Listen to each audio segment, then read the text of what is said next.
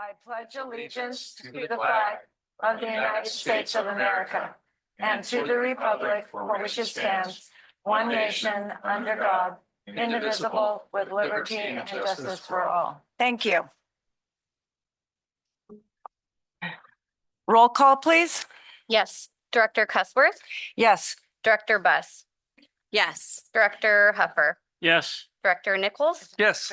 Director Orozco? Yes. That order is fine. There's gonna be two not here, but she's gonna be Okay. Michelle's. Okay. Thank you. And we have a special presentations tonight, our favorite to get to know our employees. And I believe Director Callis, you'll be introducing these people? Yes, ma'am.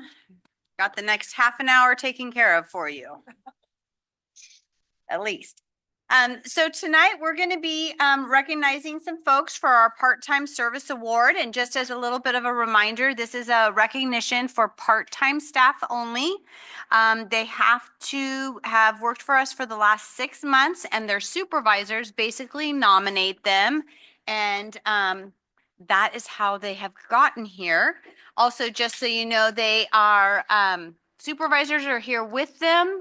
And they do receive a gift and a reward and a certificate, similar to what our full-time staff gets. So just so that you know that. And we will be taking a picture at the end with all of them and you guys. Okay. So the first one that we are going to do is Avery from our Thousand Oaks unit. Come on up to the podium.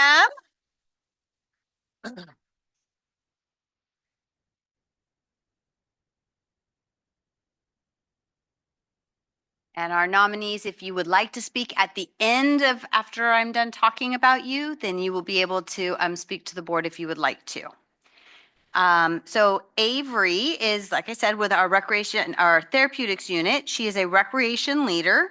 Since joining the TR unit, Avery has truly flourished. Her passion for providing meaningful recreation opportunities for individuals with disabilities shines in everything she does.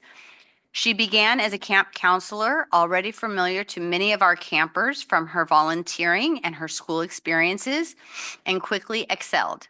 Avery stepped into leadership roles with ease, shared helpful tips with her peers, and brought a consistently positive can-do attitude every single day. Following that first summer, she continued with us as a recreation leader and has been an invaluable part of the unit ever since.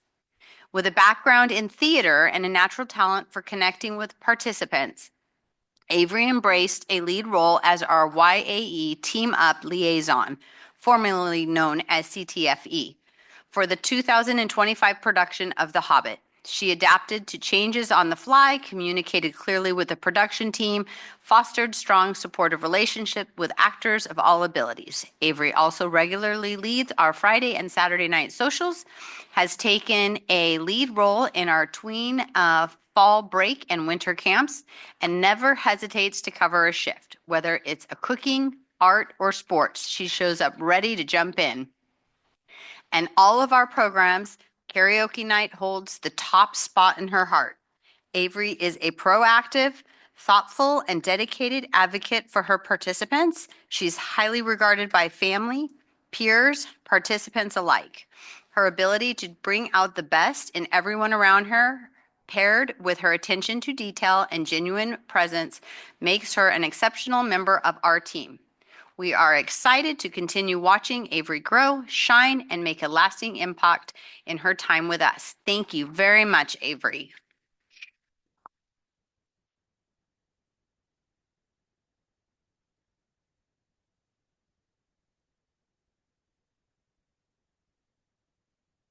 Thank you. Thank you so much for this award. I'm truly grateful to receive this award and to be recognized for the work that I love doing and deeply care about. I'd especially like to thank Devin and Corinne for believing in me, supporting in me, and helping me grow within CRPD. Their mentorship and encouragement have meant so much to me. I'm also very grateful to work alongside such a wonderful, dedicated team like Molly and Jennifer here. Working with individuals of all abilities has been an incredibly meaningful and rewarding experience, and I'm so honored to help provide inclusive programs that support and uplift these amazing individuals. Thank you again for this award.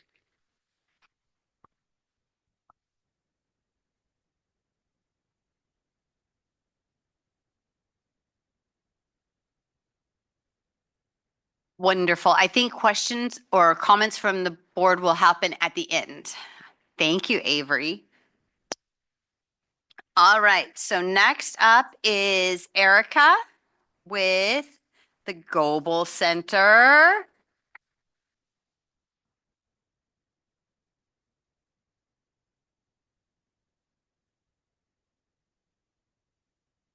Patty is escorting her up. Make sure she gets there. All right.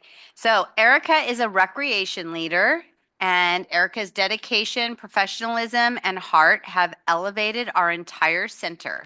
She consistently demonstrates a rare blend of initiative, organization, and people-centered service that makes her stand out in every way. From the moment she steps into the building, she is already 2 steps ahead. She reorganized and updated all the rooms, set up layout sheets with clarity and precision, ensuring every space is prepared exactly as needed. She has a special knack for making sure rooms are routinely set up before they are needed for the next class, even before anyone has to ask. She also stepped up and took over the volunteer instructed classes registration from task, approaching it with accuracy, ownership, and commitment to detail. Her reliability in this area has helped streamline one of our busiest processes. But her operational excellence is only half of the story. What truly makes her exceptional is how she interacts with people. No matter how busy she is, she immediately stops what she's doing when someone approaches her. She gives solid eye contact, listens attentively, and communicates with warmth and clarity. Seniors adore her not just because she is welcoming, because she makes them feel heard, valued, and comfortable. Many participants go out of their way to tell us how much they appreciate her kindness and the respect she shows them. Her positive impact extends to staff as well. She is the kind of coworker people love having on their team, supportive, dependable, and uplifting. Her calm can-do attitude creates a steady, encouraging presence throughout the day, and her willingness to jump in where needed makes the entire team stronger. Erica exemplifies everything we value: initiative, teamwork, compassion, and excellence. Her hard work has improved daily operations, strengthened our relationships with participants, and contributed to a welcoming environment that our community feels the moment they walk through the door. She has earned the respect of the staff and the affection of our seniors and the gratitude of everyone who works along the side of her. Thank you very much, Erica.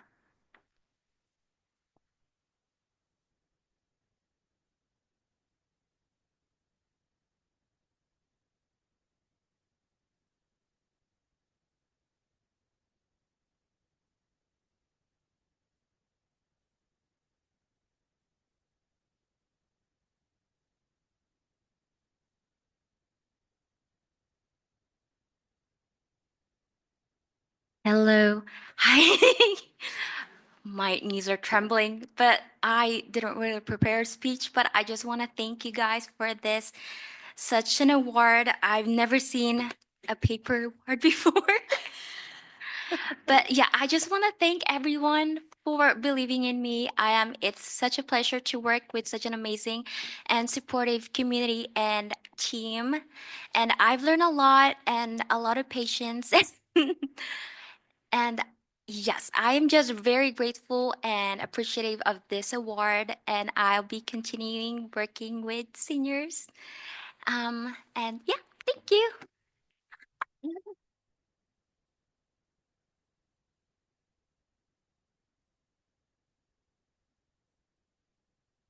All right, next we're gonna go with Molly from Aquatics.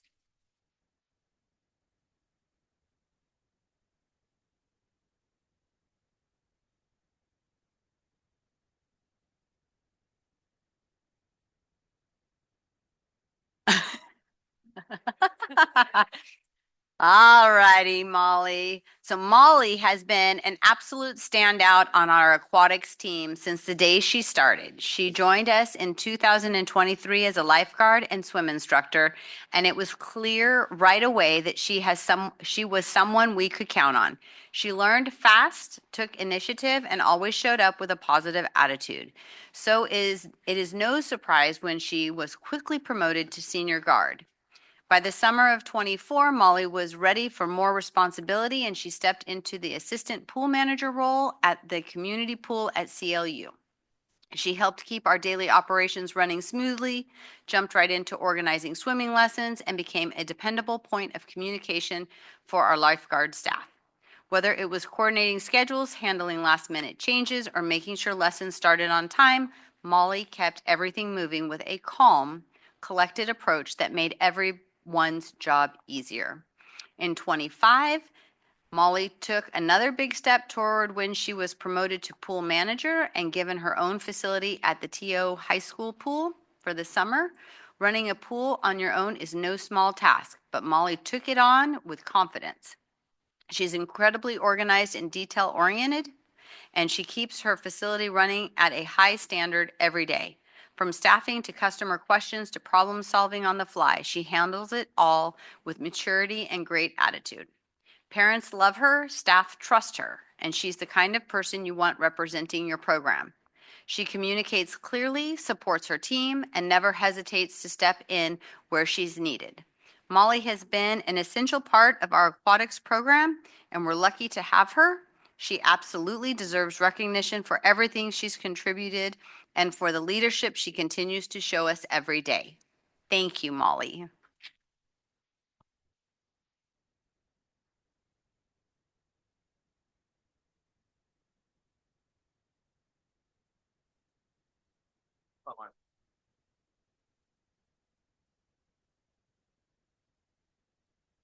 All right, let's go.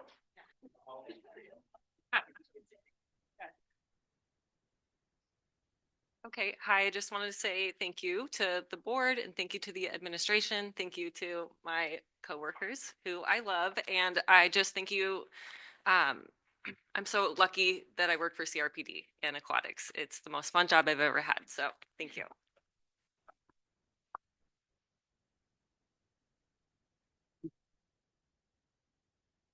All right, Noelle with the Teen Center, you're up.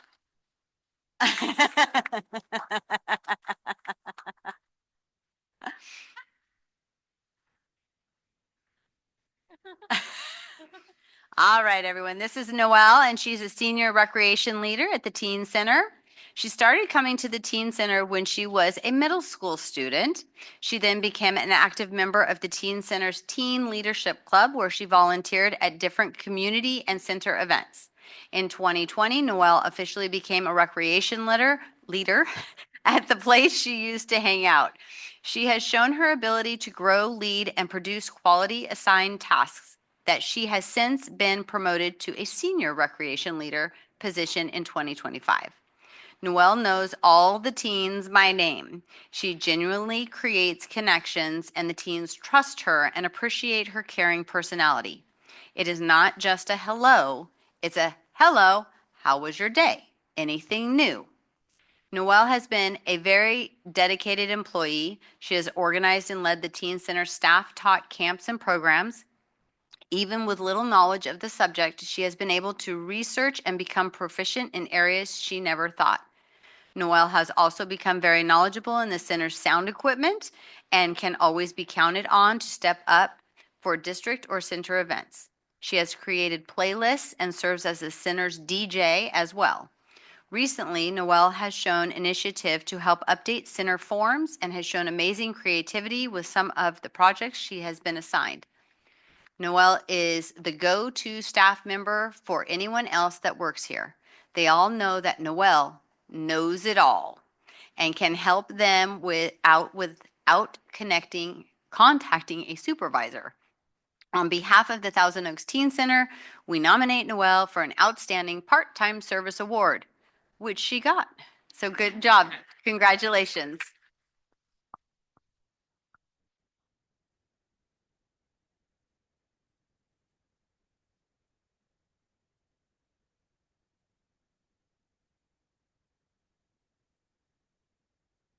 Okay. Hello. Thank you so much to the board for recognizing me and for this opportunity. Also, thank you to my supervisors, Sarah and Jay, for continuing to support me in my growth and for encouraging me all the time. I'm very grateful to be in a role where I can serve the community positively. Um, I love coming to work. It doesn't even feel like work. Thank you.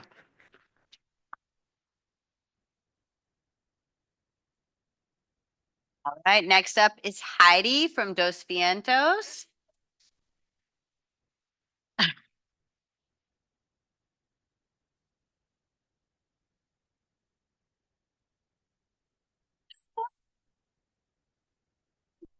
All right. Heidi is a recreation leader from Dos Vientos. Heidi has demonstrated exemplary services to the Dos Vientos Center and CRPD. She currently leads 2 staff-run classes, taking full responsibility for planning each session and facilitating every class. These programs include Weird Science and a cooking class she created, Flavors of the Holidays, which is one of the kids' favorite. Heidi consistently sets up to support the team, often picking up last-minute shifts, even when it's inconvenient, because she understands the operational needs of the community center and its commitment to helping it thrive. It is clear that Heidi takes great pride in her work. She's highly regarded by participants and their families. Many parents know her by name and speak warmly of her. Numerous participants returned to our camps and classes specifically because they know she will be leading them. This year, Heidi planned our Haunted Trails section with minimal guidance. She volunteered for this project with full enthusiasm. Her creativity and leadership helped Dos Vientos Center earn Best Haunted Trail, which is a testament to her hard work and vision. Heidi shows up time and time again with true dedication to her role and to her community. We are continually impressed by her strong work ethic, initiative, and positive attitude. She is an outstanding example to her peers and an invaluable member of our team. Way to go. Congratulations.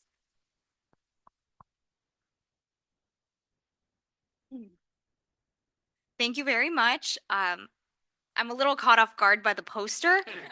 I don't know who made it, but I'll give them a little shout out. Thank you to the board. Rochelle, thank you for all the compliments. I'm sure you wrote that all yourself. Thank you to Rick and Renee, my supervisors. You guys are the best bosses I've ever had. I've had a few jobs this year and I seem to quit them very shortly, but I'm sticking around here and I really love the job. I love the kids. I love everything I do and I have no complaints about CRPD. So, thank you very much.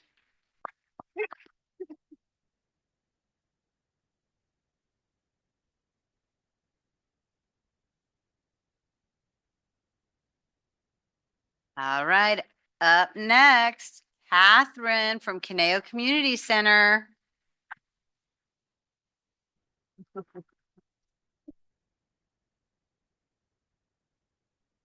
All right, Catherine. So Catherine is a senior recreation leader.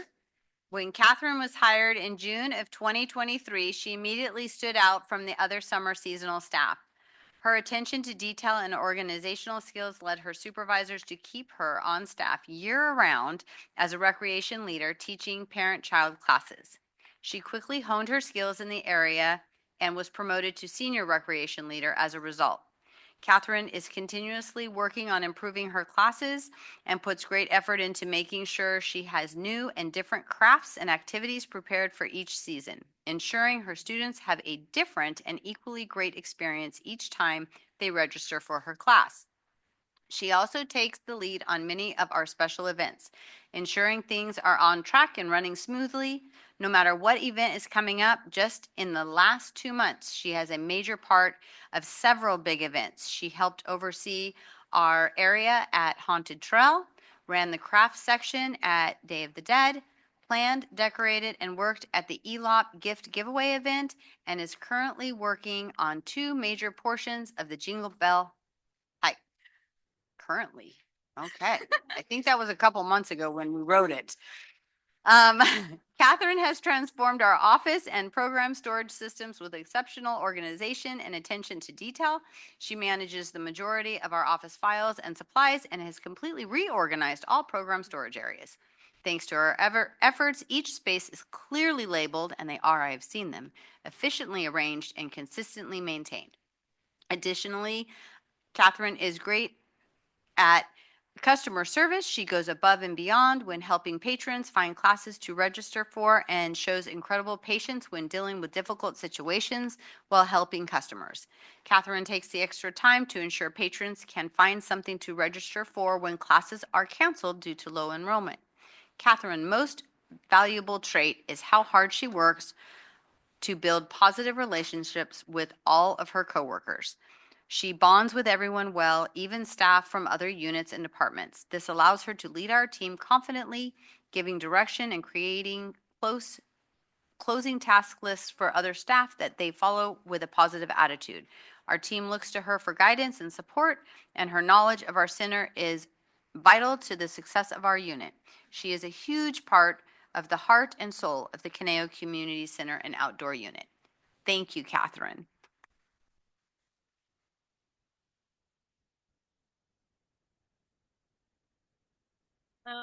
To start, I would like to thank the Board of Directors for having me here tonight, as well as our General Manager, Jim Friedel. I would also like to thank Rochelle, Melissa, and Tim Dorr for believing in me and giving me this opportunity. I would also like to thank my supervisors, Tim and Brian, for all the guidance, mentorship, and support they've given me throughout my 3.5 years of working at the Conejo Community Center. At last, a big thank you to my parents and my family for not only giving me their work ethic, knowledge, and patience, but for driving me to work for every day for the first 2 years of working since I did not have my license. I'm so proud of how far I've come and extremely grateful for those who have supported me along the way. So thank you.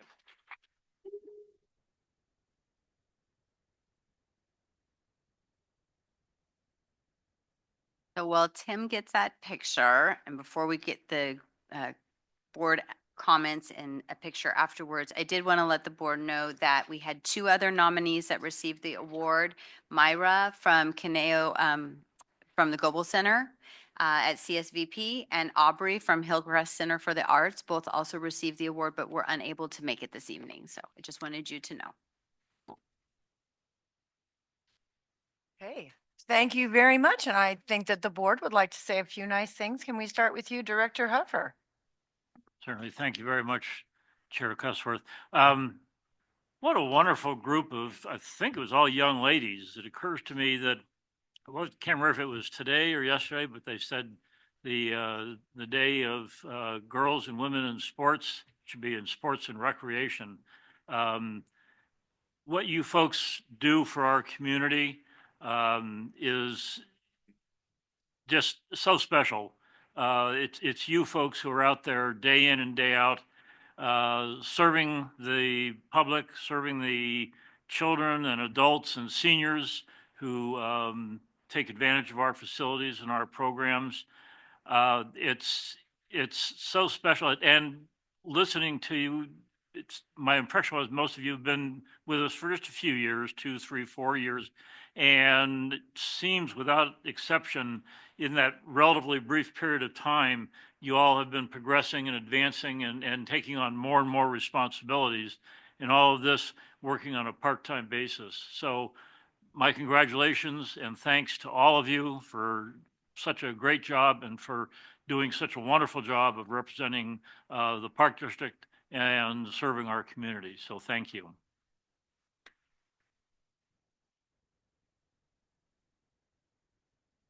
Thank you, Director Huffer. Director Buss? I just have to say that apparently when I did part-time work, working in restaurants, I never felt like I wasn't going to work. I should have been working in Park and Rec. So I love hearing that you guys love what you do. I love the fact that you go in and organize everything, because last year I did a full tour of every single community center, and I will tell you I was extremely impressed with how well they were organized. That's awesome, because it just helps us with making sure that we have proper inventory and that you have all the things that you need for your programs. I wanted to say that I love that you play DJ. I also am that person at the party who will take over and play DJ. So I love that you do that for the teenagers and that you make connections with them because I have two teenagers. Well, an 11-year-old who's going on 25. And I think that's awesome because sometimes I feel like it can be hard to connect with them. So that's wonderful that they have you there. Yeah, and I just love hearing how the parents and kids love to see you guys. I think this is great, and I really appreciate everything that you do for our community, and you make us all look good. So thank you. Director Nichols? Thank you. Just as an overall view, I just was thinking, what a quality group of people. I kind of reflect back when I used to work part-time, when I was about that age, and I don't think I was near that caliber. I think I just was kind of popping in and popping out.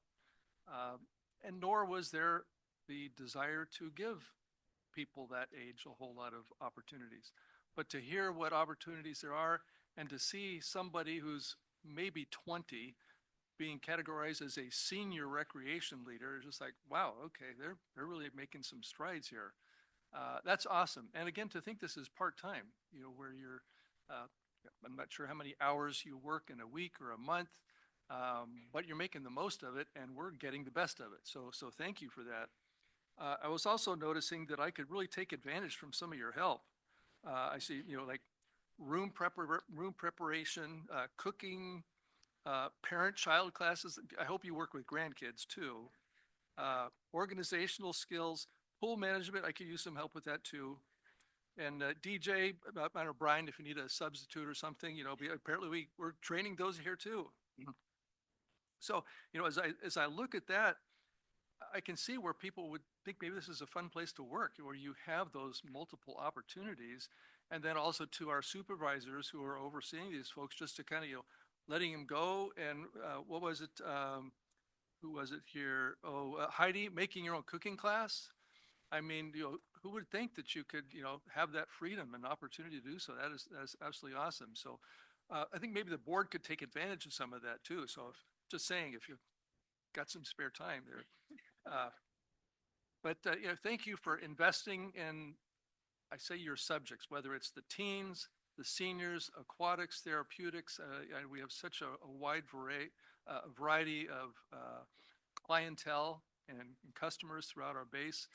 And I'm glad we're partnering the right people with those people. It makes a world of difference. We say it all the time, what you do makes the whole park district look good. The community is better for it. We often get a lot of thank yous as we're out in the community. And I say, hey, it's them. The staff do it. And just thank you for making us look good and for making the community so blessed. So thank you for all that.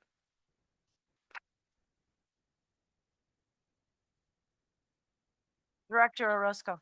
Thank you, Chair. What a fun group. I first just want to say, thank you so much to everybody who, comes to work every day, showing up for the community. In addition to that, I'm so thrilled for the way that you guys show up for one another. It's very special. I think it speaks to the culture here at CRPD and the work environment that you guys are actively participating in day in and day out. And I think that the connections that you have with each other are then given back to the community. And clearly that's I wrote down some words that kept coming up over and over again with each of your guys' descriptions, whether it was your positive attitude, the initiative you take, the way that you show up for the community, leadership. And so I just want to say thank you so much for everything that you give to the community, to CRPD, to our youth and our seniors. Thank you again.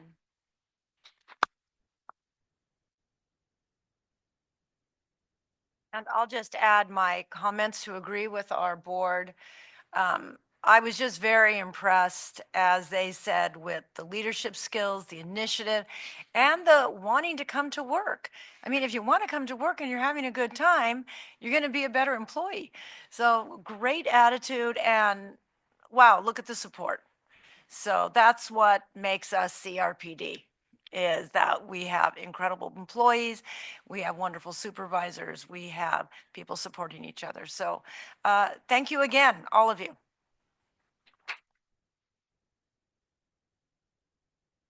So we're going to take a picture, and if we want to just have we'll have a little quick break here.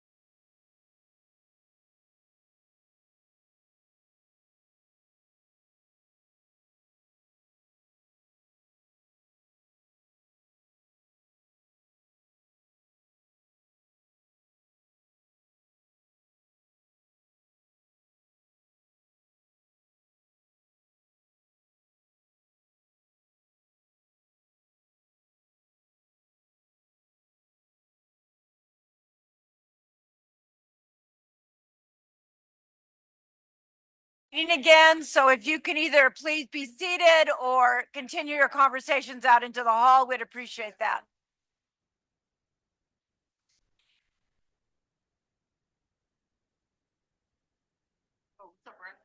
We still have a Conejo Community Center. Yeah, I saw that. Still one more special presentation. Okay, thank you. And now we're going to have a special presentation from the Conejo Community Center. So Tim, Brian, you're on.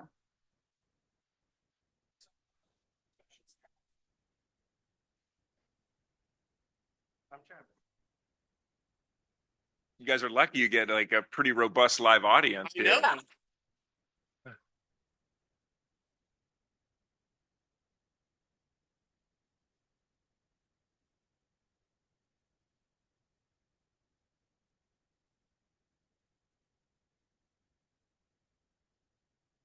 Hello, everyone. My name is Tim Smith. I'm the supervisor of the Conejo Community Center. I'm here with my coordinator, Brian, and my specialist, Travis, and we're going to talk a little bit about our summer day camps.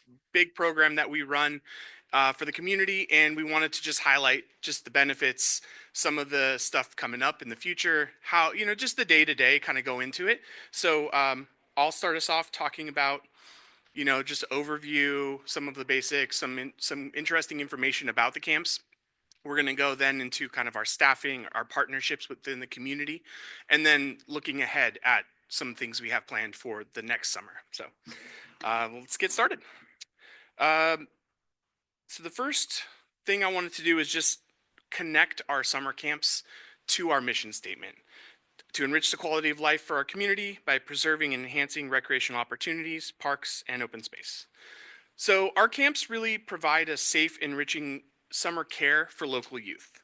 The stats that I have on the screen here are from national surveys that I found, but it really kind of shows how we embody that within our camps. 96% of campers are making new friends every summer. 92% of campers report feeling better about themselves, and parents notice that as well.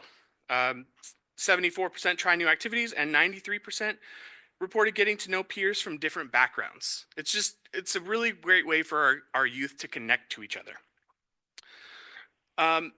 Another way that this supports our community, just a kind of a brief overview, I did a comparison of prices from our camps to other nearby camps with similar amenities. So not overnight camps, but day camps where they are maybe having similar kind of things that we do. And the range of those camps was from $290 to like $688 per week, where our camps are average cost of $203. So it's saving the community a ton of money. If you do some quick math, one child, that's like over $700 just in the summer. So families with 3 or 4 kids, it's huge savings for those families. And the camps just really introduce youth to parks, open space, and outdoor recreation. They promote healthy activity, social development, and environmental appreciation. They also provide equitable access to recreation during out-of-school months, and just as I said, reliable, safe, and affordable childcare for working families. A little overview of the camps we offer for anyone who doesn't know. We have 5 different summer day camps: Little Folks Camp, Newberry Park Day Camp, Creekside, and then 2 Wildwood camps, Camp Bold and Camp Brave, ranging from age 4 to age 12. So it's a big group of people. They're held at 5 different locations. This year we have Acacia Elementary School, Conejo Creek North, Orchard Community Park, Thousand Oaks Community Park, and Wildwood Neighborhood Park. We utilize these parks, facilities, and open space locations as the primary program settings. Camps run for 9 weeks during summer from June through August, and a daily average structure would include games, arts and crafts, weekly themed activities, skits, swimming, archery, singing, hiking, and more. That's only just a small portion of that. So I want to talk about who we serve, right? I was talking about our community and who we're serving, but I have some stats about it. So an average max enrollment in the camp was 60 kids. And that's a total of 2,560 enrollments last year. If you break that down by child, 786 different children attended our camps, average of 3 weeks per camp. Some kids, or per kid. Some kids do 9 weeks, some do 1, but average of 3. And the stat that was really important to me was that we're really serving our community. 90% of our enrollments are in district residents. So we're really reaching the people that we're trying to be reaching. All right, I'm going to pass it over to Brian to talk about our collaborations. Hello, I'm here to talk about is what Tim just said, our partnerships, collaborations, and enrichment.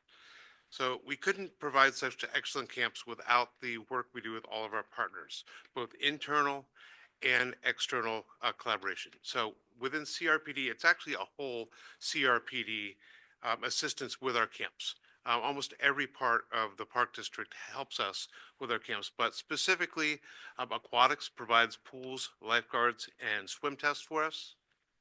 Orchard and Thousand Oaks Community Center provide facilities that our camps are held out for sites for indoor use on hot days. Therapeutics provides us with training on inclusion and accommodations. The Costco Rangers provide trip training and maintaining trails. And trip training, if you don't know, is ticks, rattlesnakes, insects, and poisonous plants. Grounds and maintenance provide us with clean and safe picnic areas for our camps and fix any issues that arise. So also we collaborate with the Chumash Museum, where we have camp on Thursdays for a Creekside Day Camp. They provide us with tours of the museum and also let us use the grounds and have staff on site while we're there. The Thousand Oaks Library, they actually have their special activities in the summer our kids go to and take part in those events, as well as on hot days going in to read. And then we also have outreach where they come to our little folks camp and read story time every other week. They come out to our camp. The Conejo Valley Unified School District partners with us by providing a school location for our little folks camp under the joint use agreement. So within enrichment, we have weekly theme specialists that come out to our camps based on the theme and provide educational and interactive experiences. So, and through surveys, we get a lot of information about our camps and feedback. By evaluating from parents, comments they make, as well as surveys. And in the surveys that are sent out, staff or camp counselors are the #1 reason rated last year why kids like coming to camp. So we worked hard to enrich that part of it by our goals last year were to improve counselor performance and parent feedback. And the way we did that was by adjusting staff ratios, by constructing well-balanced teams at each camp, effectively training leadership and emphasizing creating memorable experiences for campers. Staff to participant ratio at our camps are 1 counselor to 12 kids. And overall, 1 counselor to 8 kids when you basically break down that we also have a director, 5 counselors, one of them being a senior camp counselor and a recreation aide at camps to provide that ratio. So, and then I'm going to actually end that and turn it over to Travis, who's going to talk about future goals. Yeah. Nice. So in order to provide high quality summer camps like we have been doing, the planning starts a year in advance. Think our camps run from June to August. We start planning in September, starting with the themes. Then we start working on the crafts, booking specialists, everything that goes into camp. It starts well in advance. By February, we are, I don't know if I need to read this for you all, but just in case, we begin the hiring process and then we'll start doing interviews. We'll finalize camp by May, so then we can implement by June. With our hired staff, we'll go through training. It takes a while, but for good reason. Along with what we mentioned earlier, the summer camp counselors were the #1 reason why the campers like camp.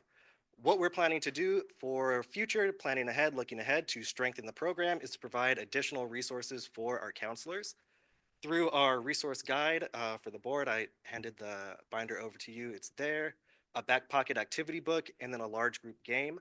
There are over 60 games in that packet. In the counselor resource guide, that's everything from specifics on the camp to general just how do I be an adult staff person? How do I do that? So we have tips and tricks for that. And then the back pocket activity guide is a quick, my kids are wilding out right now. We need to play a game. Got it. Here's something I can do. So we want to strengthen their toolbox to continue to provide excellent programming and then more and more and more. Thank you. Thank you very much.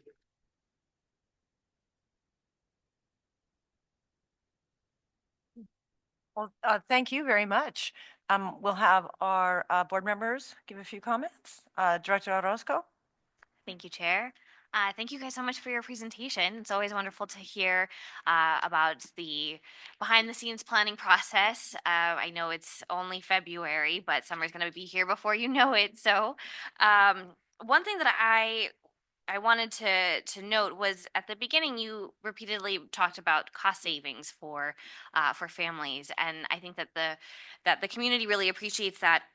And there is a cost savings, and there's no lack of quality in our programming, which I think is fantastic. I think we do an excellent job, and I hear from the community members, even outside the district, that live in other districts, how they anticipate and wait for the out-of-district registration to open up for the summer programs. And so you guys are doing a great job. Thank you. Thank you. Director Nichols? Thank you. Thanks for the presentation. Appreciate it. You know, I know camps are a hot topic. A lot of families not only enjoy them, but they rely on them. I presume your weeks are in coordination with the school district. As soon as they're out of school, they're into camp. Yes. And as soon as they're out of camp, they're into school. So there's no gap in between for those who, like I said, need that activity to keep their kids entertained for the summer. And I noticed you mentioned it here briefly on the slides, but also in the book, the weekly themes. Are those the same theme for every camp every week? Everybody's doing the exact same thing? Yes, we do. We plan the same themes out and we adjust them based on the age of the kids or how it might apply for Wildwood versus Little Folks Camp. Okay. And does the Wildwood camp actually just stay at the park, or do they, I saw one of those hiking, do they actually hike down into the canyon? Yeah, they do. It's a bit of a complicated schedule, but they hike 2 days into the canyon, and the other days they're either at Thousand Oaks Community Park swimming and doing things there, or they are at Wildwood Neighborhood Park on Fridays, one of the camps for like water day and Okay. general camp stuff. But 2 days of hiking per Wildwood camp. Okay. Then I have a question for Travis. You're referred to as a specialist. So are you a summer camp specialist, or what is your forte? What is the role of a specialist, and how does that keep you busy? I'm glad you asked. I am a recreation specialist at large within the outdoor unit. So I'm an outdoor recreation specialist. I also am teaching the archery classes at Conejo Community Center. If we have hikes that I can be a part of, then I can lead those. And then additional outdoor programming, I'm also available to either help plan and then implement, or lead myself, or then direct others to lead. So there's a lot. I was gonna say, that's not too much, is it? You know, not really. All right, It's good. doable. Thank you. Thank you. Thank you all for being here this evening. Thanks. Director Buss? So I remember the days when, now that my kids are a little older, but literally all of my girlfriends, we would be texting right before registration would open and be like, what camps are you doing? What weeks are you signing up for this? Like, it is, I think most moms who are in this community, like, we are literally trying to get on the minute it opens. So I've never had anyone complain. People are always telling me how much they love our summer camps, and the cost savings is huge. I mean, all of the private camps, one summer I paid $2,000 for my 2 kids for 1 month, and it's just insane if you can't get into these camps. I mean, you guys just really, I think, are a huge blessing for the community, and I really appreciate all that you do, because The kids love it. And like you can tell by the pictures and their little faces, like they're just making like the best summers of their lives and they're going to have these memories forever. So thank you so much for what you do for our community. Thank you. Thank you. And Director Huffer. Hi. Um, Let me add my thanks for the presentation. I'm familiar with seeing the camps and the counselors. I spend a fair amount of time at Conejo Creek North and watching the kids being dropped off in the morning and the counselors marching the kids around and all the various activities that they're involved in. But what you provide for our community, and it's already been stated, but for so many families, I know my daughter and her husband both work full-time, and without some type of camp program, they'd be really stuck. And unfortunately, they're not in this community, so they're probably paying a whole lot more money for a much poorer program. But the programs, the camps that you provide for the parents in our community is just absolutely wonderful. So thank you for what you do. Some of the statistics that you put up there with the satisfaction and why the kids seem to be enjoying but are enjoying the camps that they're going to really makes it come alive. So thank to all of the staff that you hire. Where do you go out and actively recruit counselors for the program, or do you advertise and they basically come to you? A bit of both. We do go out to colleges and do their hiring fairs. A lot of our staff are actually returning staff, whether they were counselors the previous year or maybe they started as a CIT. We pulled some statistics that weren't in the presentation, but about 50% of our staff each summer are returning staff. So they love coming and being a part of it. And a lot of our staff currently were at one time kids in camp. Like we have a few that were in Wildwood camp right now that are staff for us over the summer and our camp counselors. So starts young with some of them, but we do actively recruit, and then we also reach out to staff to have them come back, and then we have open applications Well, as that well. definitely says something for the program if at least half of the counselors are returning year after year. So that's really great. So again, thank you for the presentation and for the information. Thank you. And Director Nichols has a few more comments. Just one. Thank you, Madam Chair. I just was going to mention with the top rating of the program being counselors, to me, that's just a testament to you and your ability to select and train the right people. So, make sure you get credit where credit belongs. They are great people, but it takes a skill to identify those people and, like I said, to train them. So thank you for doing that for our community. Thank you so much.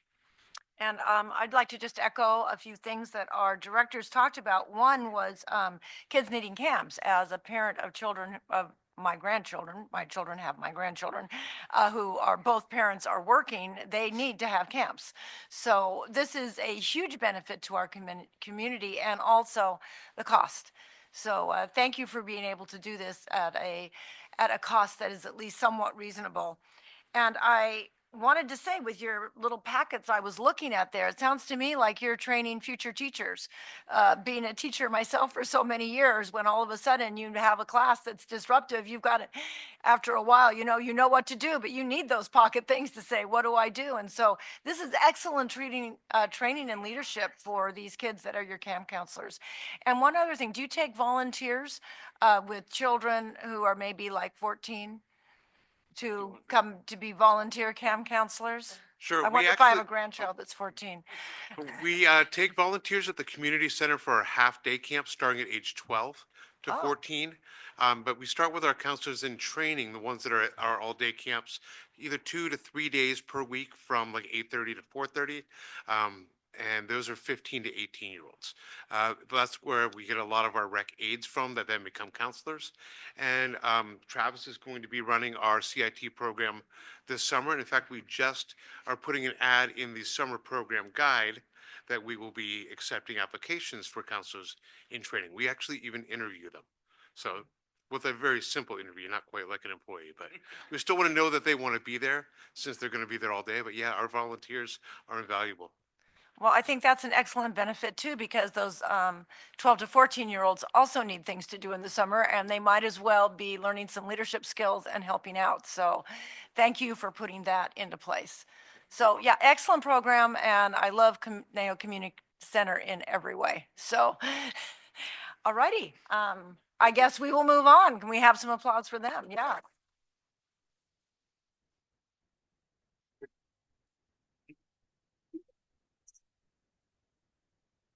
So I do have a speaker card of George Lang. So George Lang, if you will come up to the podium, and I think this might have something to do with MRCA. All right.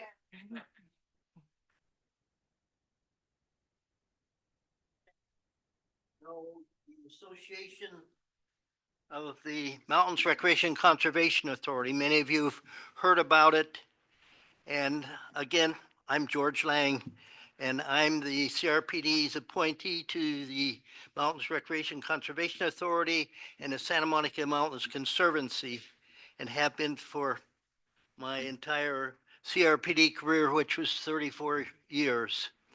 Honorable Chair Cusworth, Bus, the rest of you board members, you're fantastic in hearing the impact that you have on our community through our programs and reaching the people that really need to be provided with these extra benefits is great. So keep up the good work. I'm going to ask Jim a quick question because there were a couple MRCA reports. Now, did you provide those to the board? Yeah, we have the January 26th Mountains Rec and Conservation Authority report from you to the Okay, and one of the things, and that's a good lead in, is there anything on the wildlife crossing bridge? Well, yes. Is there a notation on the wildlife crossing bridge? Well, anyway, this board, they'll figure it out. They'll see it. But the Mountains Recreation Conservation Authority, we're the operational arms for the Santa Monica Mountains Conservancy, and we have about 180 employees that support the Santa Monica Mountains Conservancy. We have a ranger division, we have a fire division, construction, so many different aspects of running a business. That's what MRCA provides the Santa Monica Mountains Conservancy. But in addition, as I mentioned, you all know about the wildlife crossing there in Agoura Hills. That's actually an MRCA project. Yours truly signed a contract with Caltrans to make that happen. And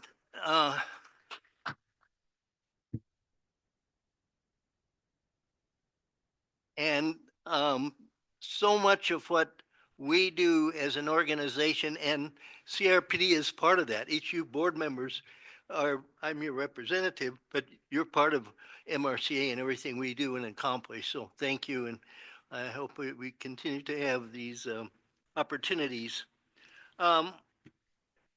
In the first part of December, we anticipate that Wildlife Crossing Bridge will be dedicated. So you'll be hearing a lot about that, I'm sure, in the press. But so we'll look forward to that opportunity.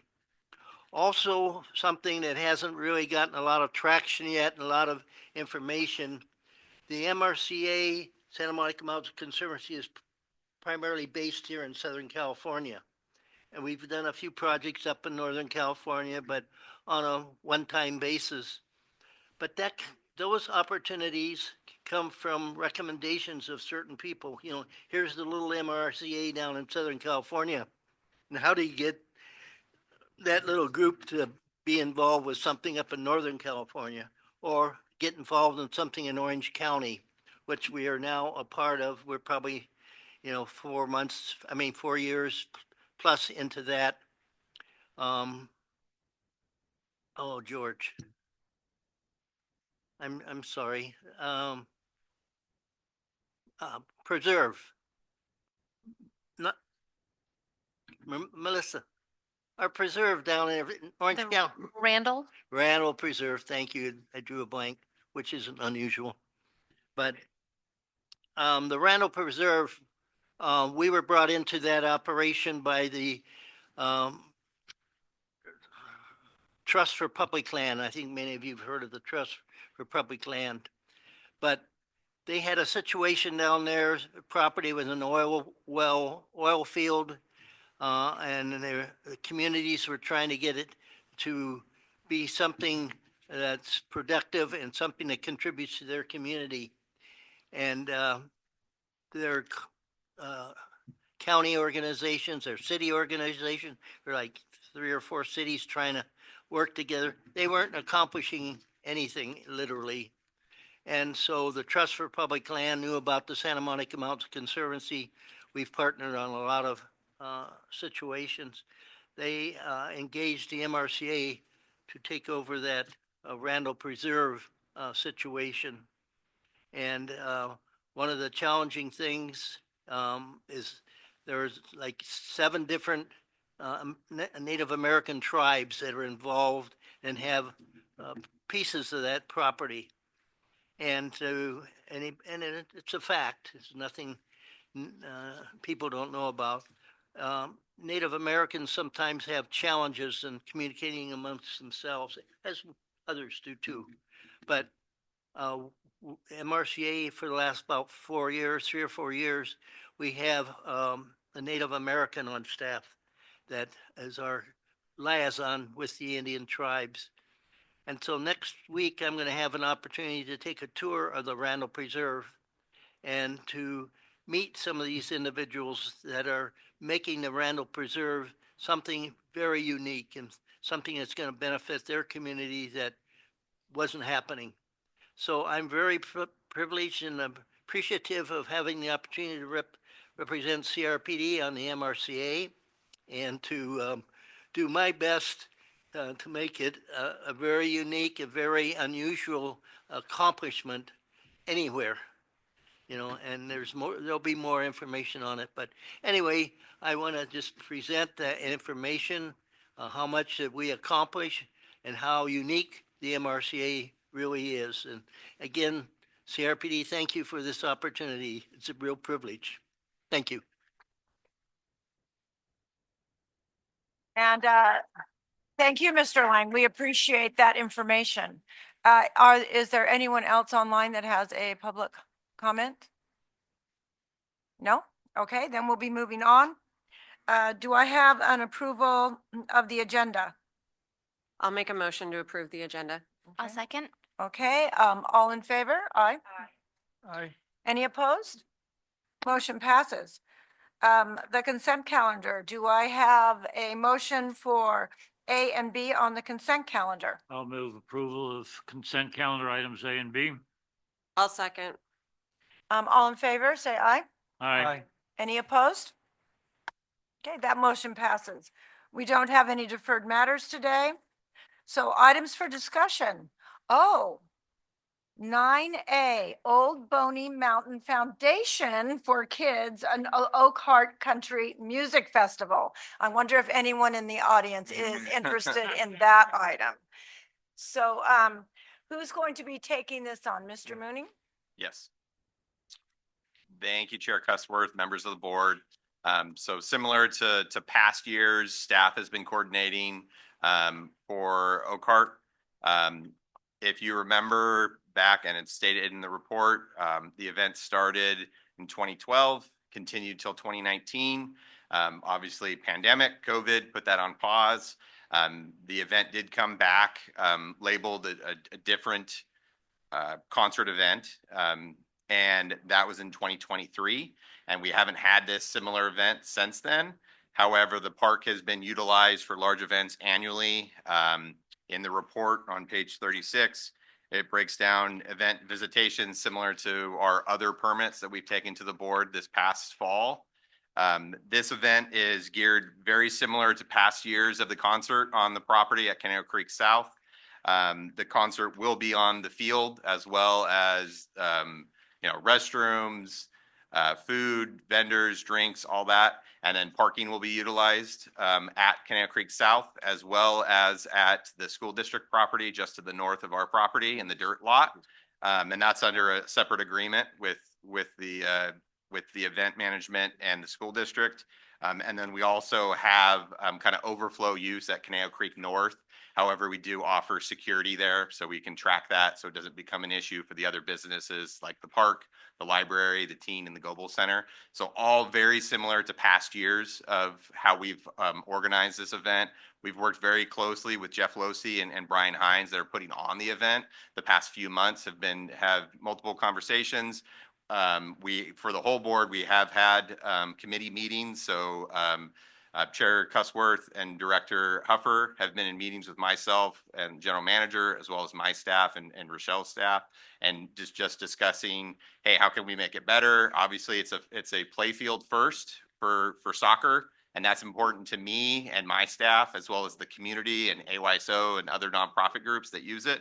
However, we feel that we can keep the field in good shape to be able to put on a fun event with the nonprofit.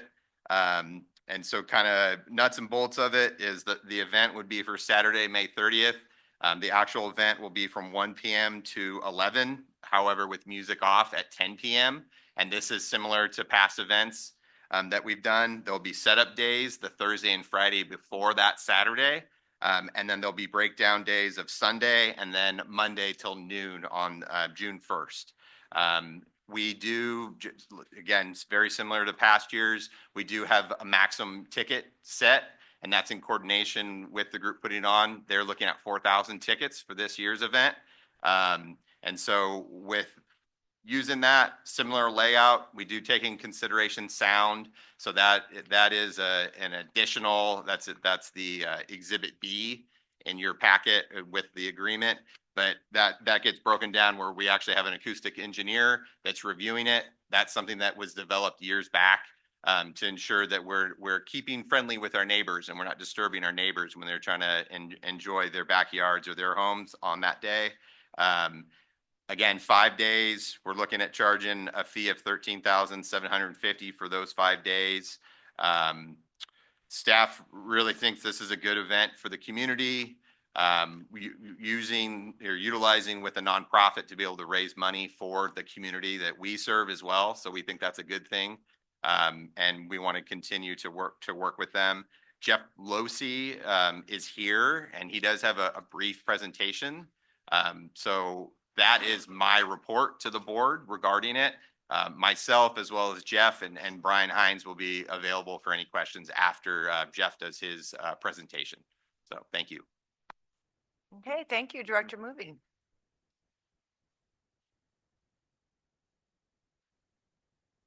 All right. First of all, it was a great surprise to hear all the recreation leaders and stuff. I was a recreation leader in the early 80s, and I was a recreation administration major at Cal Poly Pomona. So it was just like brought back complete memories, and I almost want to be back there. Make sure you put your application in. Yeah. Might as well. Okay, we're good. Good evening, and thank you for the opportunity to speak to you tonight. My name is Jeff Losey. I'm representing Old Boney Mountain Foundation for Kids, and I'm excited to share why we believe partnering with Conejo Recreation and Park District for the return of Oak Country Music Festival is a strong community-centered opportunity, and why our foundation is a responsible and mission-driven beneficiary.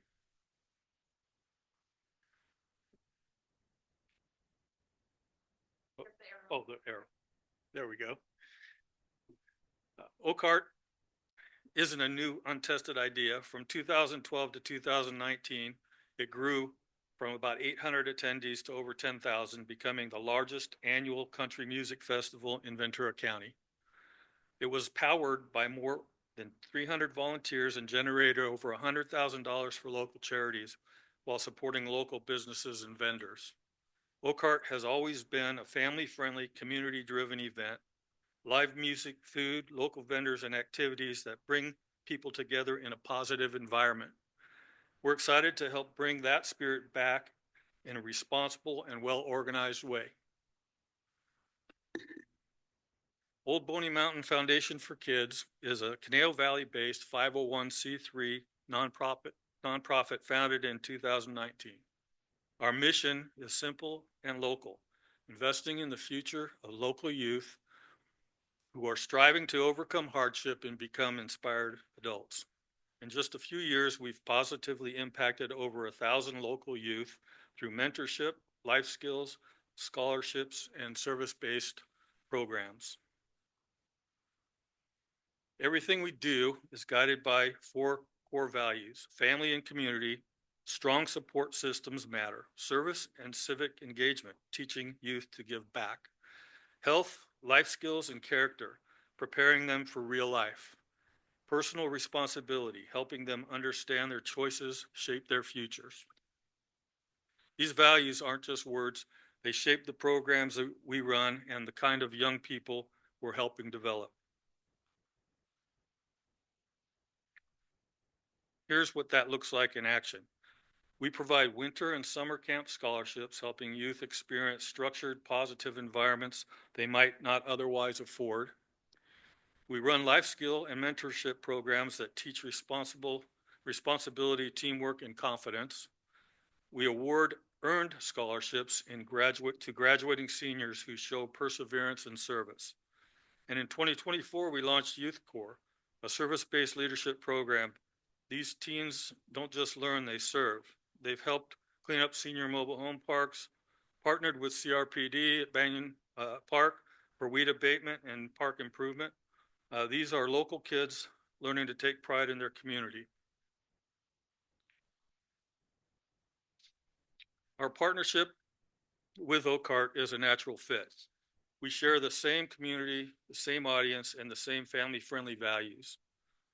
We've had positive working experience with Brian Hines and homegrown events, and we respect the professionalism that they bring. Oakart also complements our existing annual fundraiser, Old Boney Mountain Hot Summer Night event. Together, these events allow us to expand our ability to support local youth without changing who we are or what we stand for. I want to speak briefly about trust and accountability. I've lived in Newbury Park most of my life. My wife and I raised our 4 kids here, and now we're proud grandparents. This community is our home. Before leading the foundation full-time, I spent 35 years with Farmers Insurance, including 14 years as a vice president. Today, I volunteer my time leading this organization.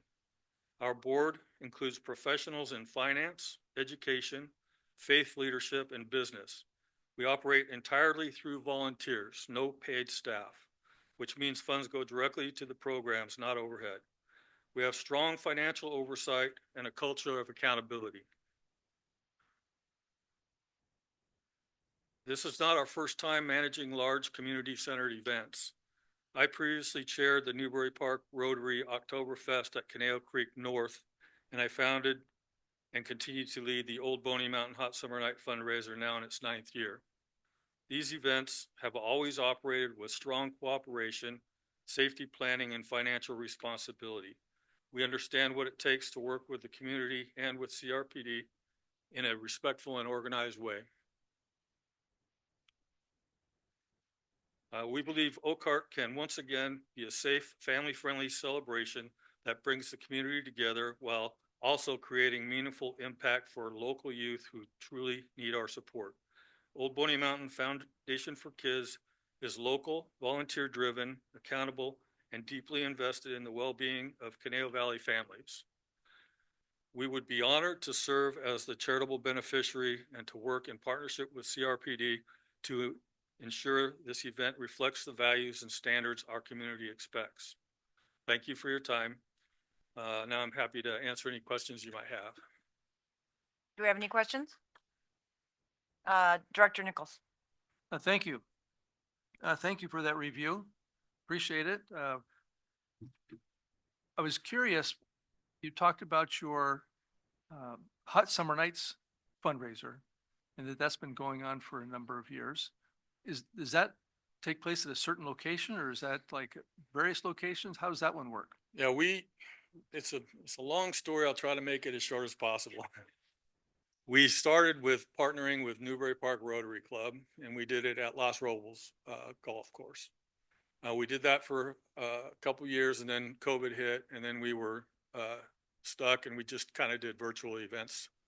And then after COVID was over, we started up again. We did one at Los Robles again, and then we moved over to the back lot at Tarantula Hill. It's called Hot Summer Night because we started off as a hot sauce company in 2011. It was kind of a venture I did for charity to get away from corporate life. And so started a hot sauce company. We started having a hot sauce competition. The hot sauce competition was called Hot Summer Night. And so we go through a process for fundraising of taking entries from all over the world. And then we judge them all, and we do awards at the Hot Summer Night event. And so that's our fundraiser. And when I decided to open up the foundation when I retired, just before I retired from Farmers, I rolled the hot sauce company into the foundation, and it's used as just kind of something people like and enjoy and find a connection to help us fundraise. And has that been the sole fundraising arm for your organization? We do that's called Hot Summer Night. We do a chilly winter's eve in December usually, and that's just a get to know the foundation. And it's not really a fundraiser. It's more like anybody who wants to come and find out about the organization can come. And we tie that to Thanksgiving, and we do that kind of over a 15-day period. This last year, we actually had a fundraiser at Holdren's in Newbury Park. Mhm. So. And then regarding your participation with the kids, I'll just say kids, how do you connect the kids? Are they recommended to you? Are you reaching out? How do you make that connection as to who could or should be part of that program? That's a great question. I'll give you a couple of examples. One example is, I don't know if you've heard of WASMO in Newbury Park. It's Women of Substance, Men of Honor. It's a foster care group that helps foster kids. So I meet with the leader there, Rosalind Event, and she'll give me a few kids to pursue in order to get them involved in a program like, say, winter camp, summer camp stuff.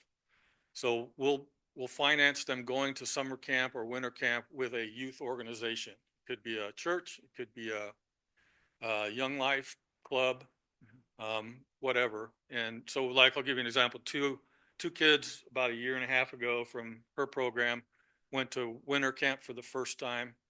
They then went to summer camp, and now they're doing it again this year. They went to winter camp, and they're going to go to summer camp again. They've never had the experience of that. They've hooked in with the youth organization that they went with, and now they go to meetings, youth group meetings every month with that group, and they're tied in with a whole group of kids that are pursuing probably better things than what they were available to see before that. And so that's one example. We have we take applications for kids that are from fatherless households, single parent households, that can't afford to go to camp.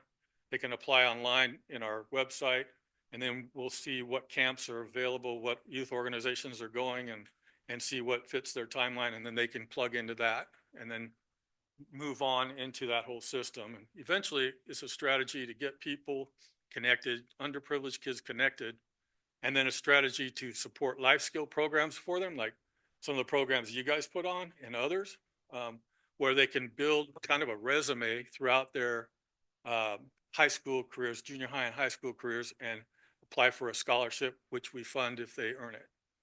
So. Okay. And then my last question, kind of tie this together with now your partnership with the music festival. Is the intent that the proceeds were to go directly and only to this organization, or is this going to be one of multiple charities that benefit from the event?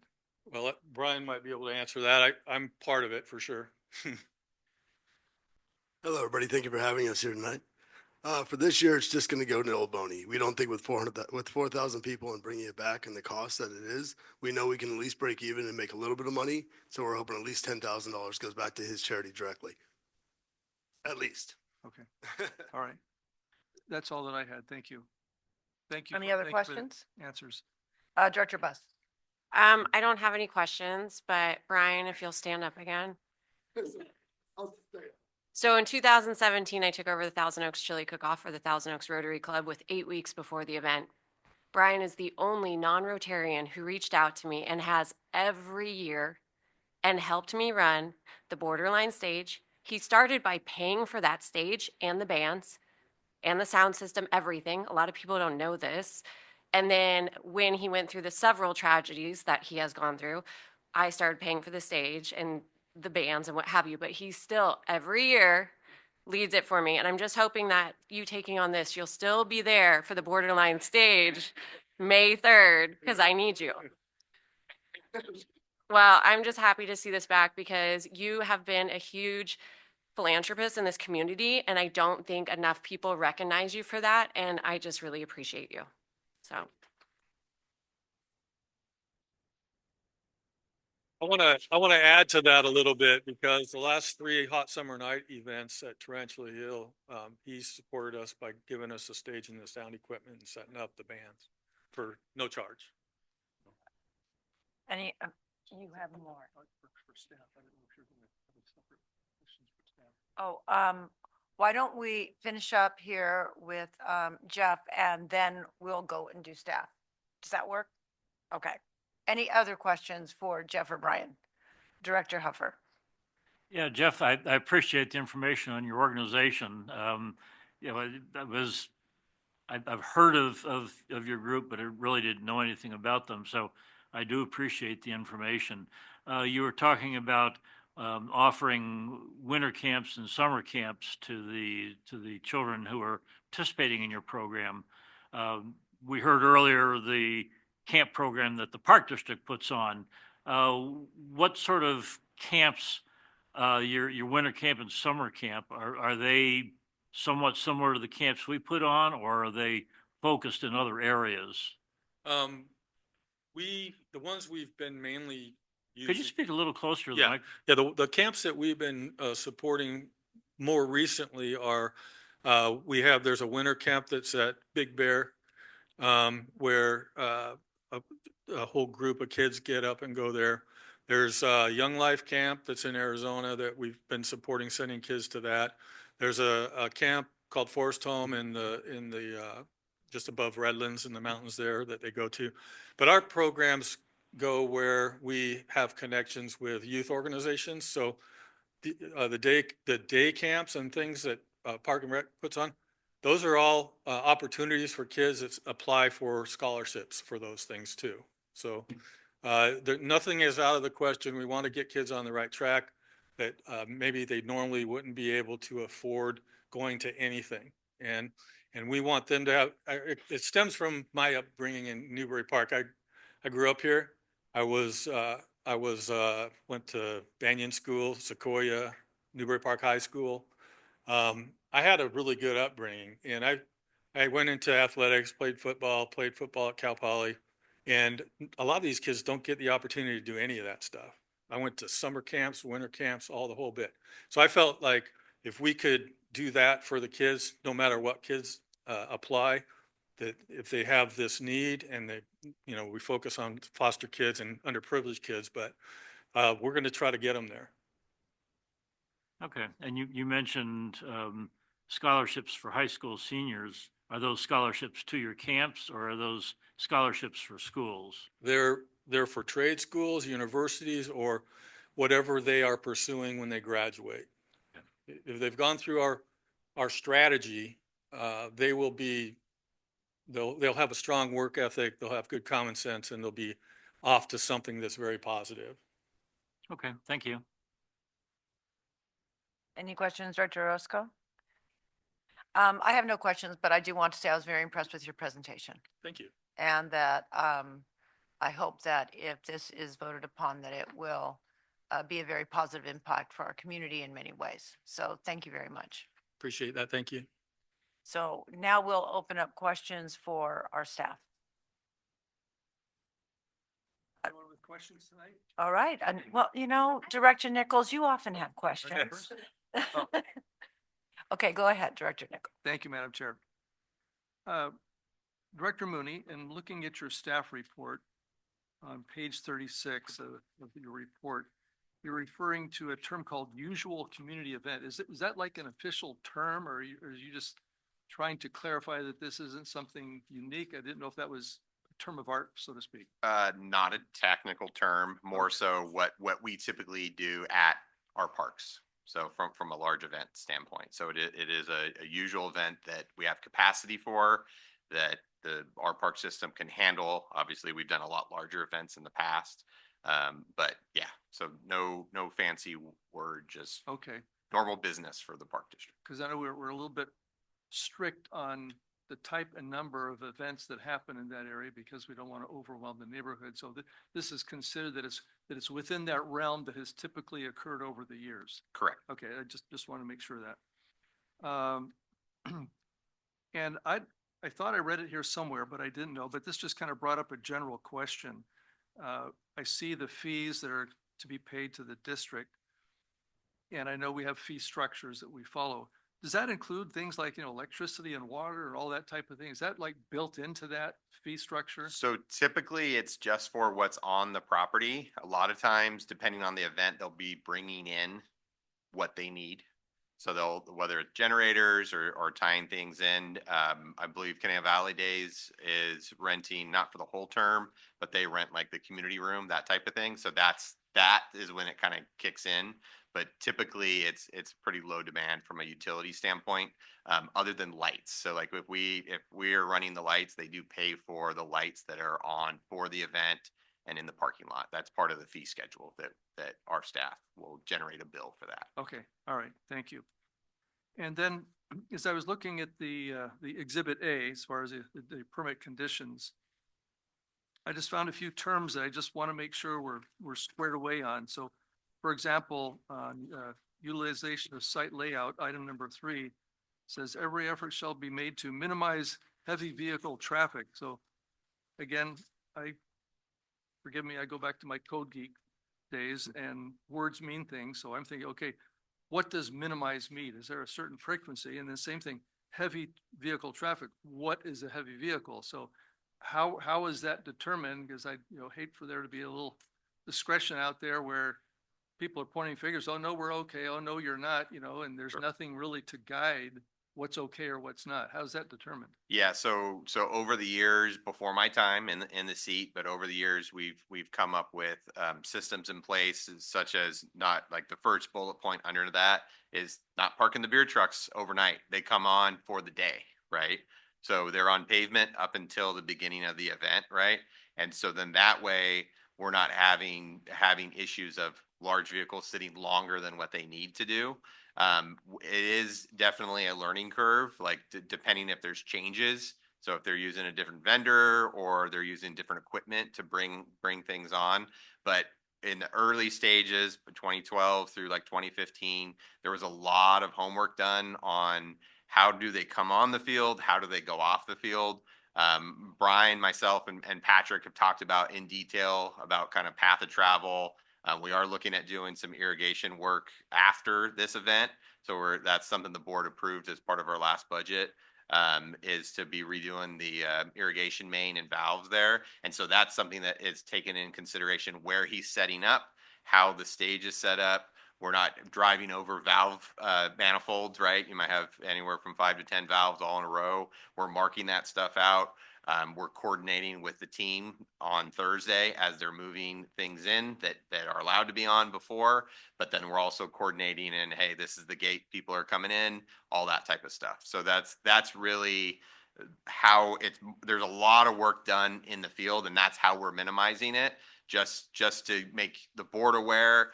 Going back in time, again, I haven't been in the seat, and this event hasn't been ran too much since I've been in the position. However, going back in time, very minimal damage to the field. So a couple $1,000s, which might seem like a lot, but for a field that large with that much irrigation pipe and stuff, this event, we're very comfortable with how it's ran, but also what we're coordinating with the team that's putting on the event to minimize those damages. Okay. So, Okay. And again, just kind of a follow up with that, the same thing where you're talking about vehicles entering from south of the field, from north of the field. You know, the way I envision this is I say, okay, you know, the two parties agree, but then somebody hands a paper to a vendor who hands it to the driver who says, oh yeah, you go to South End. They're like, where's the South End? Yep. So how does that get refined so that that person driving that vehicle knows exactly where they're coming in and going out? sure. So there are systems in place. I think Brian might, because Brian's lived it the most. I don't want to just pass it over to him, but I know for a fact that they have their volunteer group or paid staff that's monitoring gates. They're making sure that they're in charge of who can come in, who can go out. And then there's a lot of pre-planning with this. So that's something that I was involved in when the event happened in 2023. You know, they get all the volunteers in a room, everyone's marking out. We talk through where the entrances are, we're chalking out main line, all that type of stuff. So that way we're protecting the asset of the park. So, Okay. but feel free, Brian, if you want to add anything, or Director Nichols, you need more. Brian, help yourself if you want to, if you have something to clarify. If you look at the site map that's actually laid out, I think Exhibit B, you'll see that in the parking lot, there's a thing called the Artist Island. And what that became is as we got to the 4,000 or 5,000 person mark from 800 to 10,000, they started bringing RVs. Those RVs weren't authorized to be on the field, so therefore we parked them in what's called an Artist Island. So any RV or anything larger on the field that would come on was parked in the parking lot, and then we just golf cart them back and forth. So we always had volunteers and or security at the gates, both the day before, night of, and the day after. The one thing, go ahead. So is that the area you're referring to as the South End entrance? Yes, just right outside there? the command center, or what you guys call the snack shack, or the actual structure on the property, right down the middle of the property. The community center? Community center. So you see just outside that, you'll see an artist island. Okay. So if any artist is going to bring an RV that they're going to be staying in overnight and or, you know, changing in stuff like that, we leave that off the actual grass because Okay. it's just a little bit too much weight, and we agree with you. So the community center is what you're calling the command center? That's what we're calling the command center. I don't think we rented it this year, but we would normally use that when we had a lot of volunteers checking in and out. Okay, all right. So that would be the south end, and then the north end is just the main entrance to the facility? The main entrance to the facility, yeah, we shut Okay. that down at 11 o'clock. We set up all of but we let our vendors drive through there. That way it's just one way. One of the big damages to the field is when people start doing U-turns. So we Oh, don't allow yeah, them to do that. They drive on the north, they leave through the south, and or vice versa. Okay, So, All and then right. one thing we implemented this year was we actually got the VIN numbers of most of our vendors of the actual vehicle. And if that vehicle doesn't show up, it doesn't get on the field, and we've hired someone to handle that specific aspect of it. okay, perfect. Of All right, course, thank thank you. And then just a couple more things regarding words. On item number 11 regarding security person, it says adequate security persons. Again, I'm thinking, well, what does adequate mean? Is there some type of recommendation from the sheriff's office that says, you know, you should have this type of security and this number? How is that determined? Yeah, so part of this process too, so we own the property and we're letting someone have an event on it. They will have to go through the city of Thousand Oaks to get an event permit, which will be covering that. So Okay. from emergency services to contacts, access, all that type of stuff, all the fun stuff that Director Bus knows about. I've been there, done that. Okay, and same thing for lighting, I guess, you know, adequate lighting. Is there some minimum that's required, or is that just up to the people who are there is what they determine is enough? I imagine there's got to be a safety issue for that. Yeah, so typically very low foot candles in a parking lot. So typically you're going to have enough light if just those lights are on, plus what's going on the fields. But then it's the factor of like ambiance of a show, right? Yeah. So it's definitely kind of, you know, on and off lights, and then part of the show is the lighting. So that is left up to the event provider. Okay, thank you. And also thank you for the larger site. I was getting a little hard to read there a little bit. I presume there's no rodeo. It seems like this is the old Conejo Valley rodeo circle here, so I don't think that's part of it. So maybe you need to update your base map on that. But otherwise, thank you for indulging my questions, and thank you, Madam Chair. Thank you, Director Nichols. Any other questions? Director Huffer? Not so much a question as a comment. Both of you gentlemen have long ties to the community. You know what goes on in our community. I know the Oakart in years past was a great success, and people from our community and from outside the community had a great time at the event. The two of you are, as I said, longtime residents and longtime people familiar with our community, what's important. But my concern, given the fact that I have 25 plus years spent at the Conejo Creek South Fields, where each year 2,000 plus kids and all of their parents and grandparents are using the turf there, that want to make sure that everyone involved, both those from the local community, but more importantly, those from outside the community, know how important that facility is to the thousands and thousands of people in our community who use it not just for soccer, but for a lot of other events as well. That, someone coming from the outside saying, oh, well, this is a nice field. We'll just drive around and we'll get things here, there, and everywhere, and not be terribly concerned about what's going on. But I'm hoping that you make sure that what's important to our community is passed on to everybody who's involved in putting on this event. If you just give us this one weekend, we'll protect the other 51. We promise. We promise. Thank you.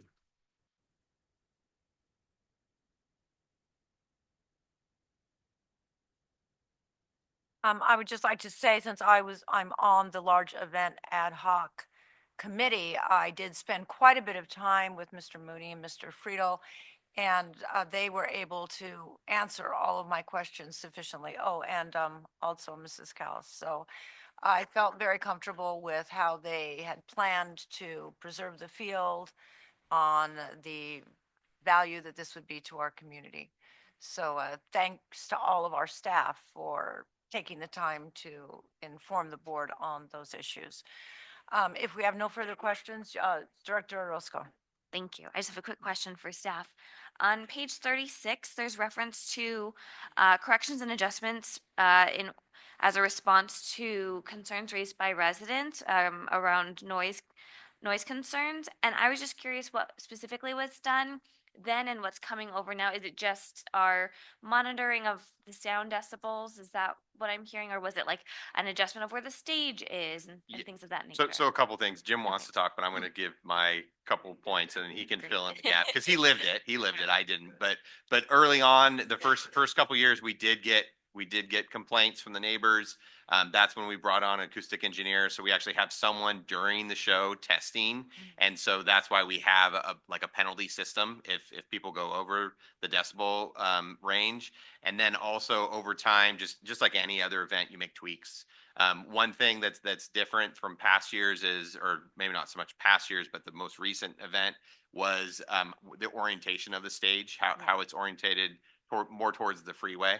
So it's kind of towards the entry of the parking lot, if you will, which helps with that. And then they also, with just the technology now, with lights, with speakers, all that type of stuff, they also have a system where they don't have to be blaring at the stage. It works through the field, so all the folks that are there can enjoy it. Great. So, yep. But Jim, feel free to add anything. No, I would share that the year that we did have the biggest problem wasn't actually Oakart or the performers. It was a vendor that came with his. I forgot. Remember yeah, you remember what it was called. I don't remember what, but it was actually not related to the performers and the event itself. It was a vendor that was there, and that created a lot of the noise concerns among the neighborhood, and we had to have meetings just like this, except all you guys were angry neighbors about the noise. So we got through that, and that's partly why we have the testing and monitoring of the noise and stuff like that. So. Okay, any other comments or questions? Do I have a motion to recommend? I'll make a motion to recommend, number one, determine that the Old Boney Mountain Foundation for Kids Oak Country Music Festival for 2026 is categorically exempt from the California Environmental Quality Act. And number two, to authorize the general manager to execute the Oak agreement for 2026. I think I forgot to have our Madam Clerk. clerk of the board read this ahead of time. So we're just going to do this a little out of order. Okay, please. Am I reading the item number? You're reading the item number. Okay, yes, item 9A, Old Boney Mountain Foundation for Kids Oak Country Music Festival, 2026 Annual Agreement and Permit Conditions, Conejo Creek Park. Thank you. We have a motion. Do we have a second? I'll second that motion. Okay, thank you. Okay, please. Just a question on the motion. In your report, Mr. Mooney, you say, recommend board determine that Oakhurt is the usual community event. Does that need to be included in the motion specifically, or is that just a reference? No. Okay, all right. Then we're good. Jim shaking no, so no. Then we're good. All right. Just want to make sure. And then all in favor, say aye. Aye. Aye. Any opposed? Motion passes.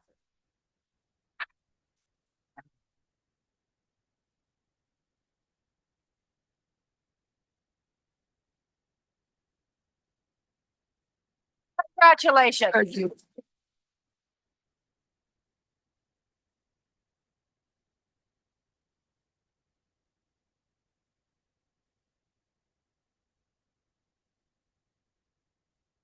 You're all welcome to stay for the rest of our meeting if you would like to.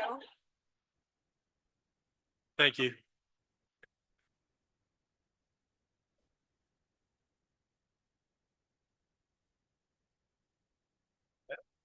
So those of us that aren't really.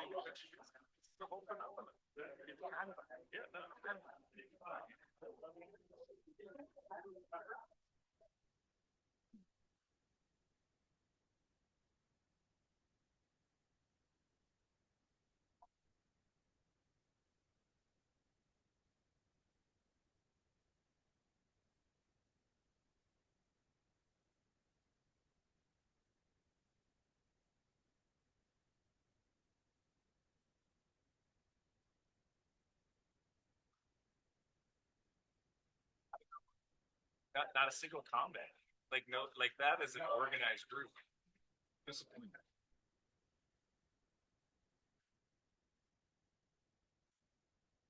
Yeah, that's right. I was thinking the same thing. Sergeant at Arms. Not one person. Definitely. Okay. Moving on. This is my part, Nellie.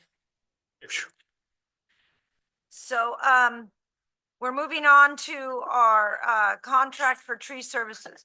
Now, am I supposed to have to read this now? I read this part. I mean, not you. I didn't mean me. I meant you. Yes, Yes. correct. Okay, so I'm going to get this down by next month. You got it. Okay. All righty.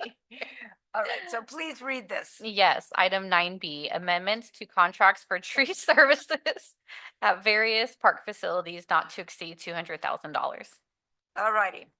So I'm going to assume that Mr. Mooney, this is you again. Yes. Thanks, Chair Cusworth, members of the board. This is an annual process that staff brings these contracts to you.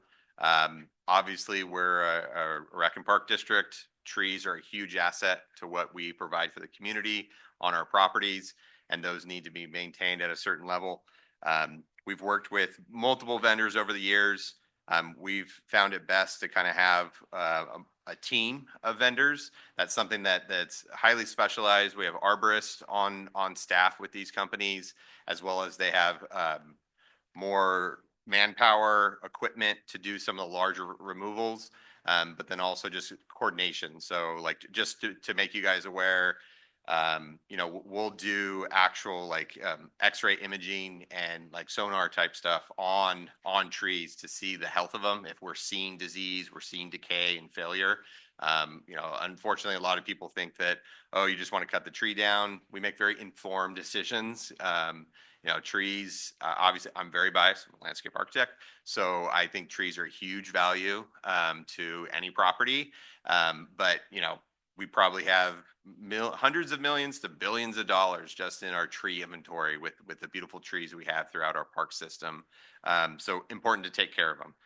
So we're working with these three vendors. As you can see, we've done multiple amendments with these vendors. We've been very happy utilizing these vendors. Last year, if you remember, we got the fuel modification grant. And so we did a bit more work. So we upped one of our vendors that they were more readily available to be able to help support our goals and our projects. And so, but we are just kind of keeping these at a $200,000 annual is the amendment, and that's a not to exceed. So we're working within the budget that the board has already approved. If for whatever reason, if we got a grant, we would be coming back to you to say, hey, we would like to do more work, and Melissa would be happy because I'm providing more money versus taking money. But then also if for whatever reason, storm damage, other things, that's something that we would still come back to the board with to get the approval. So working with our budget, these are 3 contracts. I don't have to spend a penny with any one of these contractors. However, we have the ability to spend up to $200,000 with each. So with that, I'm available for questions. Do we have any questions? Director Nichols. Thank you. Who identifies hazard trees, staff or vendor? Both, right? So depending if they're doing some just thinning out or deadwooding and our arborist team sees something, right? If our vendor's working on something and sees something, typically it is staff. We have had even members of the public will notify something, or if a large limb falls and it kind of opens up a cavity, we start taking a look at stuff. But it's team effort, really. So. Thank you. Yeah, and I agree about the value of trees.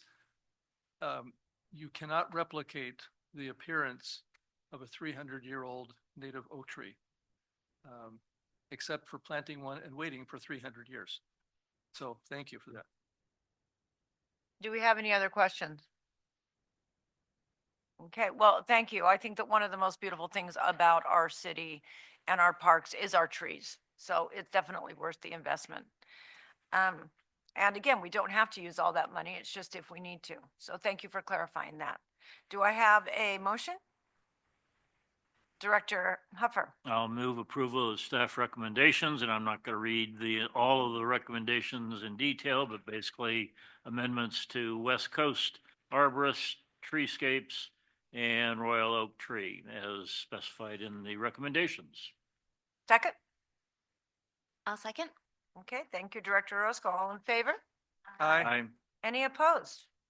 Motion passes. Okay, moving on to the Gratitude Circle. I don't have this on. We're going to the Gratitude Circle selection process. Are you taking this, Mr. Friedel? Yes. Item 9C. Oh, I'm sorry. My gosh. Okay. Item 9C, please. Gratitude Circle selection process. I'm not trying to take away your job. It's just, we haven't done this for a while, so I have a learning curve. Yeah.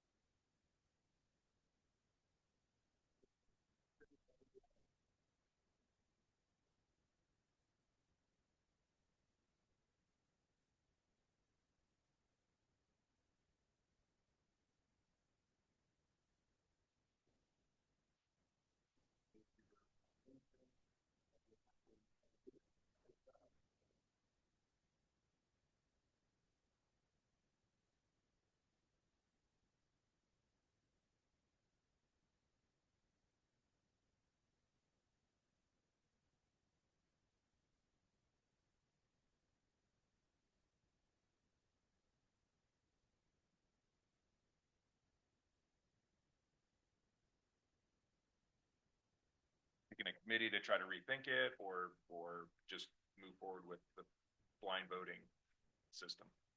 Any comments? Yes, Madam Chair. Yes. I don't want to say violently oppose, but I would definitely oppose the idea of a two-person committee in making recommendations to the full board. The five of us each bring very different perspectives to our community. There are people who are very enthusiastic about arts and theater. There are people who are very enthusiastic about sports. There are people who are very enthusiastic about other aspects of our community. And I think relying on two people to try to put all of that information together, I think would be impractical, if not difficult. So I would much prefer either the existing process or some modification of the process. My biggest concern is that we were given a list of categories, which I think is helpful, and some specific individuals within each of those categories. But say Marissa might not be too familiar with someone in the arts category, or I might not be too familiar with some of that category. You might not be real familiar with someone in the sports category, but there are a lot of individuals in various categories that need more information than one or two sentences to let everyone else on the board know why a specific individual would be worthy of being honored in this way. So I think the entire board should be involved. I would like to see some way of getting, maybe we winnow it down to a group of 5 or even 10 or something like that, but make sure that before a final vote is taken or final decision is made, that information about those, more detailed information about those individuals is made available to the entire board. I agree with that because, for instance, right now, if it was just me and Nellie, I feel like when I see the list, I don't know most of the people. But when the first year or the second year is when we started having the little like descriptions of the people, which was great. And so are we not allowed to, like, when we get down to a lower number of people, are we not allowed to know if I really wanted someone, I couldn't write a letter and say, this is why I want this person, and then go into the details of it, and then everyone reads that? Is that? No, staff would love for you guys to give us like Because I kind a of whole big, thing about them. Because this started as the board's recognition. So staff relied on the board to nominate somebody based on how they know that person. So, digging into their background, staff may not know nearly as much as a board member might about the person or the nominee. So yeah, no, we can, like, now in the first round of balloting, like, that's why we gave you the big blank space on the memo. It's I don't know yeah, so it's, if you guys know a lot about somebody, we share that with you. We share that directly with all the board members. So the more you guys provide us, the more we can share back out.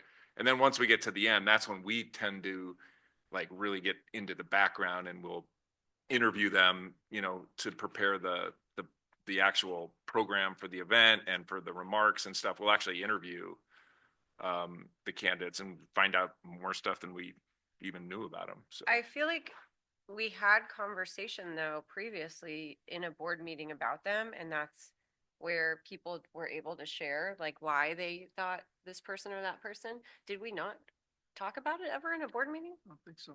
It was just the little descriptions, which those were very helpful because the first time I was like, I don't know pretty much anybody on this, like, except for Ed Jones, of course. Like, it was like, had to be a name that it was pretty. So then we had the blurb. So yeah, I feel like if we whittle it down, then if you're vying for someone and you can write a letter, and then we can read the letter and understand why Chuck's really wants this person or why Nellie really wants this person, then the rest of us can make a more educated selection. And that would be helpful since we can't discuss it amongst, and then is that okay? Yeah, and yeah, so it's basically, you're not necessarily writing a stump speech advocating as much as you're just, hey, this is the background. Yeah, I mean. Yeah, like you're- why I think this is- person's Yeah, right. all the things, and Yeah. there are criteria, so you kind of should, try to measure it against the criteria that's in the, the memo. Individual involved in community service for at least 5 years, not a currently elected or appointed CRPD official or employee, and have directly or indirectly invested significant time, effort, and energy to improve park facilities or rec programs which benefit Conejo Valley residents. So that's kind of pretty broad criteria, but that's the criteria if you're thinking about why to pick somebody. Oh, okay.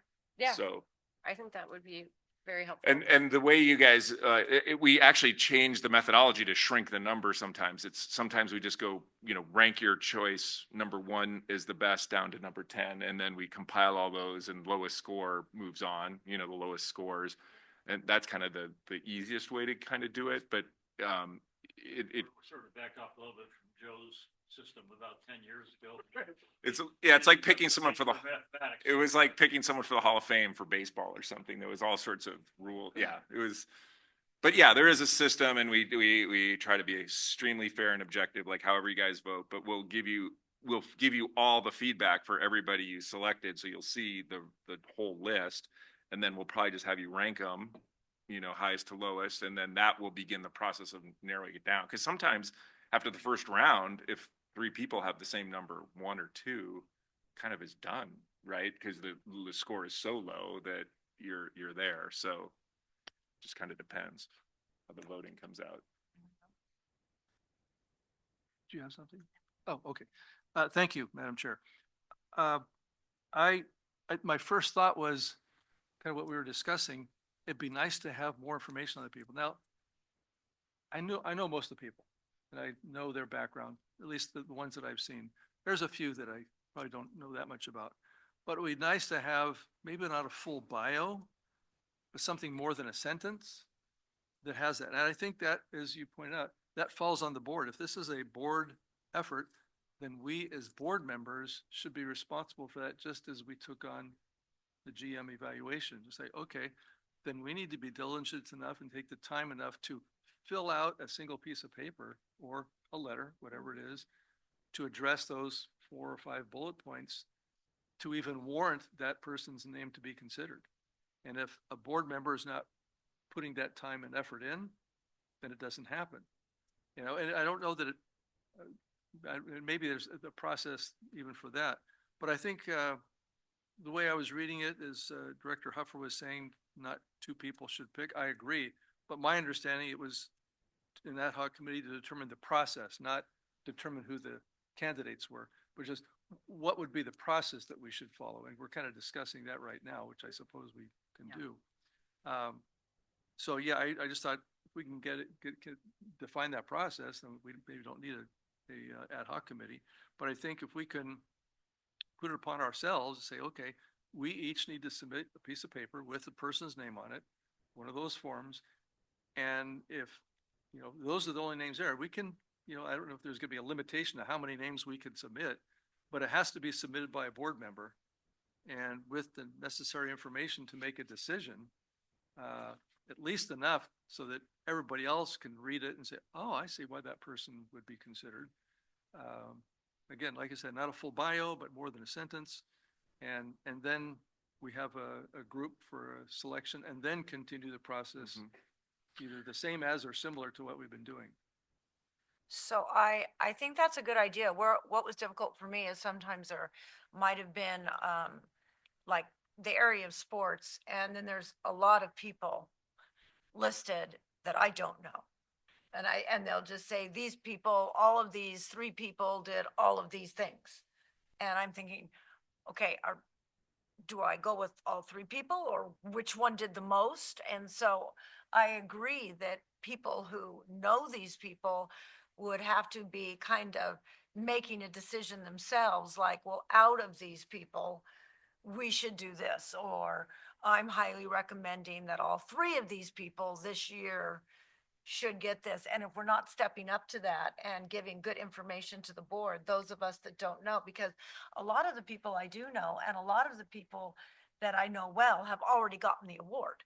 So, so this last time when I looked at it, I was like, well, I can see a few people. I don't really know that they were where I thought the other people that got the award, were contributing, but some of these other people sound really great, but I don't know them. That's not in my realm of knowledge, and I wouldn't know who to pick. I wouldn't know who to say, this was the key person who did these things. So, I would say, from what I'm hearing, that we should keep the existing process, but we as a board need to be a little more diligent than just accepting the sentence or two that is given to us, and we're trying to make a decision from that. If we're going to nominate somebody, we've got to give the other board members a lot of information on this. Because there are times when I have known somebody and I have not recommended that person, but then when I looked at what somebody else wrote, or what or it got widowed down, I was like, oh yeah, okay, yeah, absolutely, I'm gonna vote for this person in the second round. So that's kind of what has happened also. So, did you have anything to say, Director Orozco? No, I mean, not too much. This is my second time around doing it and going through the process, and I think, similarly to the sentiments that were shared earlier, the first time around, I didn't know, exactly the process from start to finish. But I think this time around, I think to what you said earlier, it is the board's due diligence that I think, providing that added context to the individuals that we're nominating would be most helpful. So, okay, yeah. If I could just add one more thing to that process as I was thinking about it. The five of us here, may not know all the people who are worthy of this type of recognition. So maybe there's also an underlying event where you kind of reach out to the community. Hey, the board will be selecting people this year for the Gratitude Circle honors. If you or your organization think there's somebody worthy of not being nominated, please present this to the board. And then we can get a pool of people that we may not even be aware of. I mean, because there's a lot of people out there doing lots of activities that we may not be aware of. And then if one or more board members, says, oh yeah, I know that person, or I think that's worthy enough, I'll go ahead and nominate that person based on what I've learned. That way it's not just our networks, but the community's network. So, I have a question to that. Is one of the things that they are specifically benefiting CRPD? Is that one of the criteria, or is it the community in general?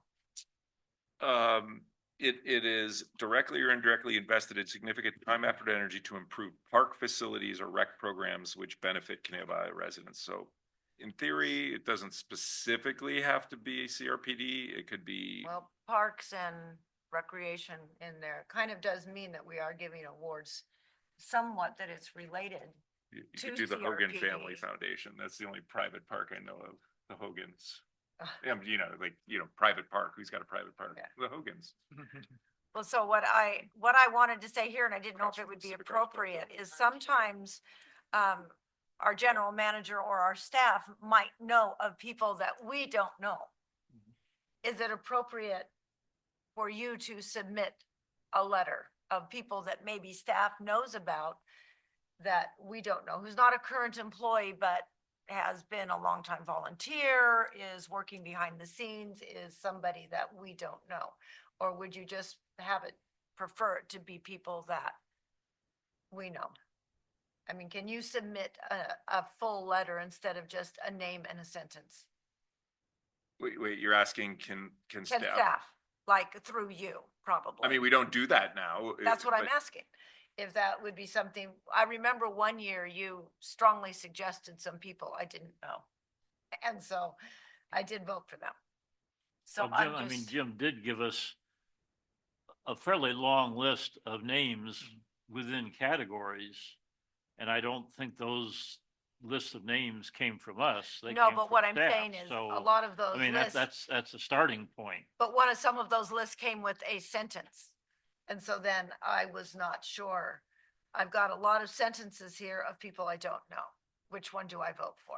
Right. And so So the list that you guys have, I don't know, 30 names, maybe something like that. So there's like a lot of that is actually, when you think about it, if you guys each nominate 3 people, that's 15 potentially different people. You come down to 2, that left 13 people that didn't get considered. So we've kept that list. So that represents like 10 years of the board's throwing out names, but not having them make it to the final. So it's kind of mostly a board generated list from different board members of past board members. But yeah, I think, I probably know everybody on the list in some like degree of difference, but I probably could write a few more sentences about probably every one of those people. But is that what you're looking for? Do you want like me to try to go a little further, do a little more digging? Like some of those people, you Google their name on Google and you'll get a whole Wikipedia page, but other That's people, true. I was it's only- nothing, I guess what I'm saying, and we don't have to do this if you don't feel comfortable with it, but some of the people, you really know a lot of information of what they did that we might not know. Do you feel comfortable occasionally giving some information that might advise us, or are you uncomfortable with that and you want to? I mean, I do want this to be the board's award, but if I can be useful to add information about anybody, or if you guys ask me, like, who do I think personally, who I could say, hey, it's not my award to give, but I can tell you what this person's done for the district. I could probably do that. Okay. Yeah. If I may Okay. point out a sentence in the board honors directions, it says, the process of selecting the nominees will involve nominations submitted by individual board members on a confidential nomination form annually and narrowed by the board until 2 nominees emerge. So that's where it's supposed to be from the board members. Yeah. On a form, not from staff. No, that's true, but I guess I So- was asking if he wanted to have input. I was basically saying, does the general manager want to have any input on who we're nominating? If that's not going to work, or if we shouldn't be asking his opinion, or if he is, not going to have an opinion in this, that's fine. It was just a question. Yeah. Well, it's not part of the system as it's currently Okay. designed, so I would say it should be just from the board members, Okay. based on the way it's currently written. Perhaps to build on that a little bit, it might not be appropriate for Jim or any of the directors to say, I think this would be a great person to nominate. But if we as a board member were to contact Andrew and say, what do you know about John Smith? Andrew might know a whole lot more about John Smith than I do. That's the kind of information that I would find useful. Yeah. So I think, there's nothing wrong with us contacting staff to get more As a information, resource. but I would not feel comfortable with staff making suggestions to us, because it is a board selection. Right. So am I hearing that we're going to recommend to keep the existing process, but that we will show more due diligence as board members? Well, basically. And you do have some, like you guys have done your work for the first round. Like you're gonna get not that long a list of people, and we'll start the process. Maybe it'll feel better as we go through it. Let's just go ahead and go with it as it was this time. I just know that sometimes I wish I had more information. That's all I was saying. Sure. And I thought if we were able to just talk to each other, it would be a lot easier than writing a lot of letters. And I But we can't. think what Director Huffer said, like staff is always available as a resource for you guys. We're not going to lobby. We're not going to try to convince you to pick somebody, but like if we know something about people, get information from us. We'll answer. Yeah, for sure. I don't think we need to vote on this. It If is we're just staff- keeping it things is the same. It is a recommendation for. Okay. For us to Vote against it? take action. I think it was keep existing process or Let's create keep- an ad hoc. All right, so did we already have you read this?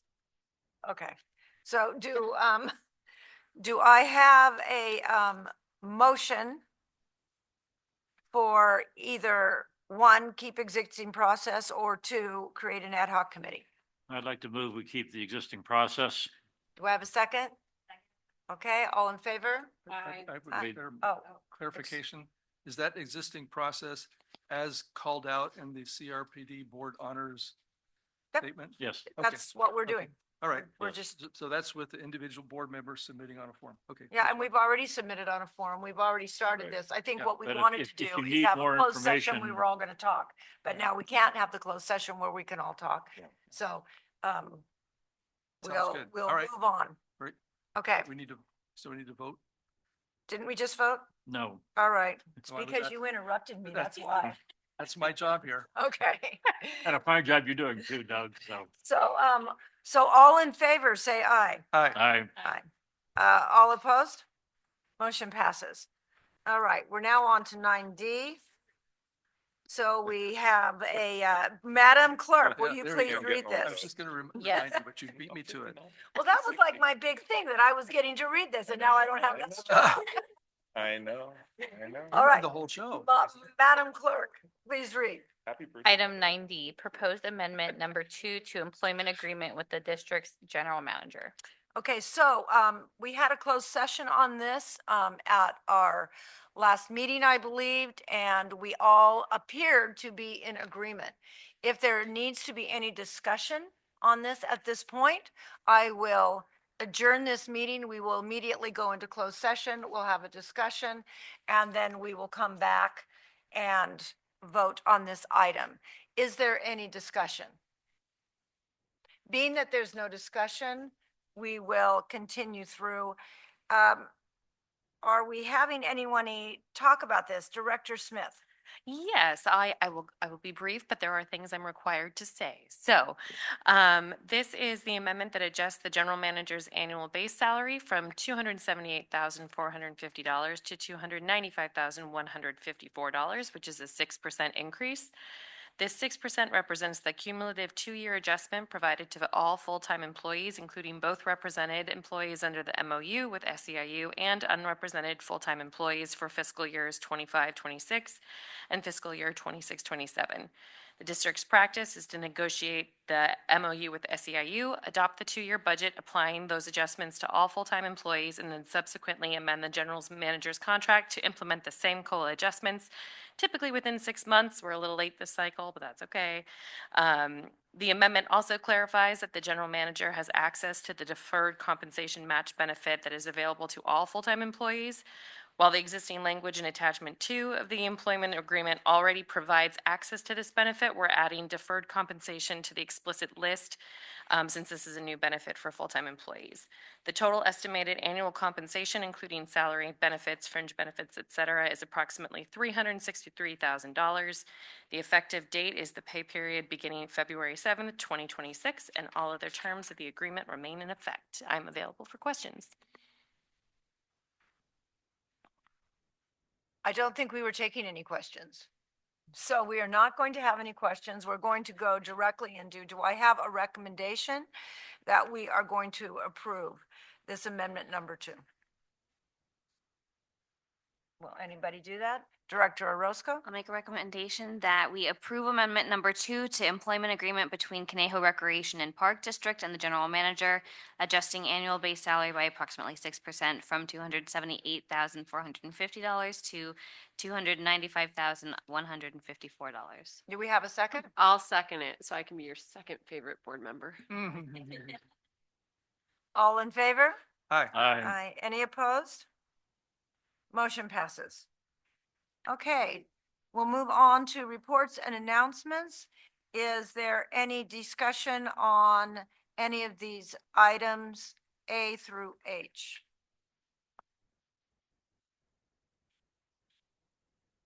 Okay, please. Mr. Mooney had a question on, well, actually, Mr. Friedel too, either one. The 2026 goals and objectives.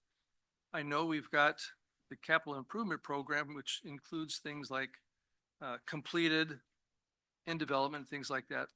with the strategic goal objectives, so I guess it's more for General Manager Friedel. We have the three columns, the objective, the element, strategic element, and comments. As we see these throughout the year, could you perhaps add another column that's either it's completed, it's ongoing, or pending, or something like that, where we kind of, and I know there's comments right there, but sometimes it's hard to tell. It's like, well, is it done? Is it still in the works? Just so we can kind of get an idea of how that goal and objective, kind of like the status, so to speak. Yeah, we could do it like a red, yellow, green, or yeah, exactly. We'll come up with something. Okay. Yeah, I understand what you're asking. All right. Yeah. Very good. But otherwise, I thank you for doing this. I appreciate it. I know we've kind of gone through this back and forth. Then the specifically on the second page of that list, where it talks about the assess the structural condition of the Crowley House and proceed accordingly. I believe that the assessment has been completed, right? The structural assessment has been completed. But I guess the next step is determine, well, what are we going to do? So I guess the question is, what has the future use or disposition of that been determined? So I don't know if we need to modify this, but just kind of curious as you move through your process, just update us on what that next step is for that structure. Yeah, and if you want a little more detail on what we mean in the yellow there now, I think Andrew knows exactly where we're at. And what we do next, though, is going to be a board question. What we do with it is going to be open board question, because it could relate to what we do at this building next door. So As I yeah, expected, exactly. yes. So yeah, Yeah, and so coordinating proposals with contractors. We've talked to a few contractors, walked the site, taken a look at the drawings to see kind of best fit going through to see what their approach would be to be able to handle the work. And so over the holidays, we found some errors and some clarifications that we needed to get resolved. And so we're just coordinating that. And then the intent, as Jim alluded to, the intent would be to come back to the board, depending on the costs associated with that, take direction from the board, and then move forward. And then obviously future who's using all that type of stuff. But the goal is to get it standing up right, and then figuring out what we're going to do inside. Okay. All right. Thank you. Thank you, Madam Chair. Any other questions? Director Hopper? Yeah, this was item H. I know the dollar amounts are very small, but it just sort of struck me as a little odd that there were two properties with the same address. One was an ADU and one was a single family dwelling, and we were charging them the same amount for both the ADU and the single family dwelling. Yes, so there's a proportionality with ADUs. So for the cost of that, what we're seeing are single family homes are being subdivided into possibly 4 because of California state law, right? They're starting to put in more homes, whether it's an ADU, a junior ADU. In these cases, the ADU is actually larger than the single family home. So it's, and some of these homes are in older neighborhoods. They're about 1,000 square feet or 900 square foot homes, and the ADUs are north of that. And so instead of charging them proportionately more than what we would charge the single family home, we're charging them the same rate as the single family home. So, and we're utilizing same municipal code that we've been utilizing for that over the years, as well as an updated appraisal. So that way it's a market rate for the land, which is a part of that formula for the Quimby fee. So. Any other questions? I have a question. So in the 2026 goals and objectives, are these the same? I didn't compare. Are these the same objectives we had last year that we're still working on, or did we add objectives? Did you meet with the staff? Sometimes we've met to kind of talk about some of our goals based on our strategic plan. So where did they come from? Yeah, excellent question. I was going to actually mention it in my GM report. Our next meeting is going to be our goal setting meeting. So, we're actually not even going to be in this room. We're planning to host you guys at Dos Pinos Ranch. And so, we always try to get get out of this familiar room and get our brains thinking a little different. So our plan for the next meeting is to kind of set our new goals. So these are the same exact goals you guys set at the beginning of 25. Okay, that's what I So thought. they're the same ones. The yellow just means what changed from the last time I published this in October. So the yellow just is the different, only thing that changed since October. Okay. Yeah. Well, that's good to know. So between now and our next meeting, if we want to do due diligence, we might sort of look over our 5-year strategic plan. I have a little bit. speech for you later. Oh, That's- okay. Well, very good. I don't want to interrupt your speech. So, if there are no other questions in this, why don't we go to department reports? And we'll start with our Parks Division. I'll be brief, but just making the board aware, it's actually listed on page 129 of your packet under item I with the grant funding for wildfire prevention. We just started work at Northwood Park. If you're familiar with Northwood Park, it has a large slope, so it's a bit higher than the neighbors adjacent. That is a property that was designated by the fire marshal, with Patrick coordinating with him out in the field on various sites. And so we've actually removed probably about 2/3, if not 3/4 of the acacia, which is pretty woody and overgrown.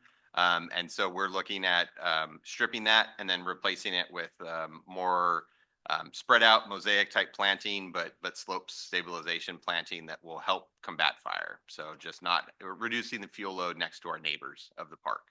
So, but that's in progress. Patrick's been doing a great job of coordinating with the neighbors. And then Tabitha and Luis have been working on plant selections and stuff. So all good stuff. But just in case you hear about a big mess at Northwood, that's what the big mess is. But I'm available for any questions. Director Bus.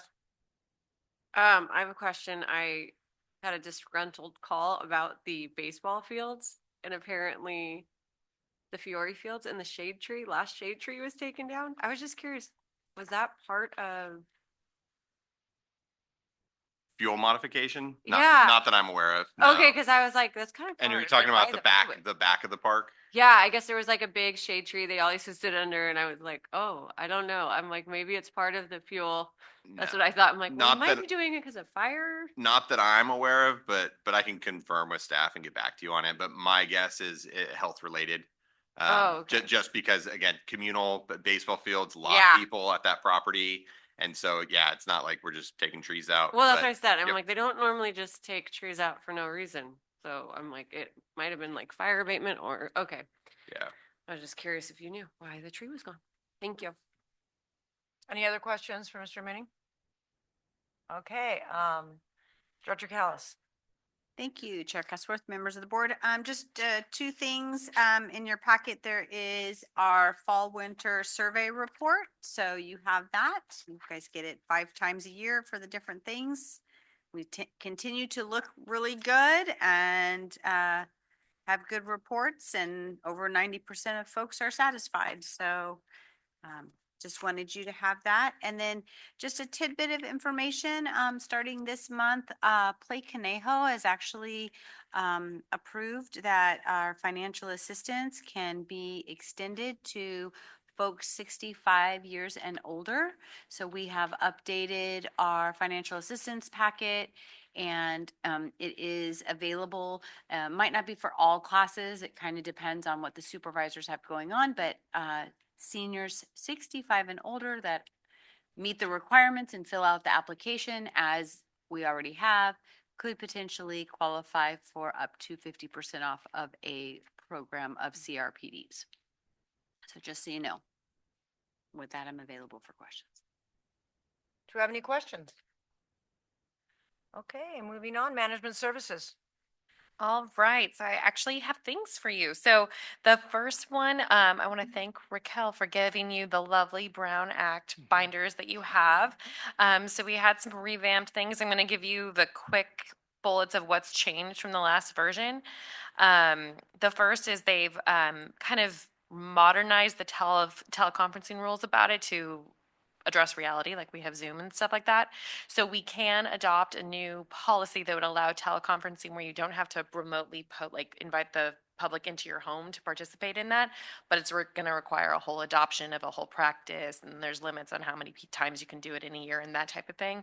So we're leaning on CSDA to give us those guidance as they work out the details, and then we'll come to you with that. But it would be great in situations where we need a quorum and half of you have a flu, but I really need you to vote. So that's the type of situation it would be used for. The second is there was a social media rule that was made permanent, and it had been sunsetted before, but it was basically saying that board members were allowed to post on social media about topics that could come up before them, but they weren't allowed to interact with each other. And so they just, that's not sunsetting, that's going to stay in place. The third is that the Brown Act has to be provided to the board members, so you now all have it. The fourth is that the public has the right to record our meetings. And there's fifth is the authority to address disruptions, so you can remove individuals who disrupt the meetings, and that teleconferencing can be used as a disability accommodation if necessary. Those are the ones that affect us. There are several others that apply to eligible legislative bodies, which basically means if we had a budget of over 400 million, we'd have to do more stuff. But it doesn't apply to us. So that's the Brown Act. Okay.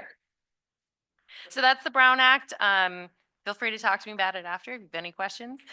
The other two things I had was the RFPs for our municipal advisor for finding the financing for buying the hill are due tomorrow. I've already gotten 2 of the 3 I expect, so we've got 2.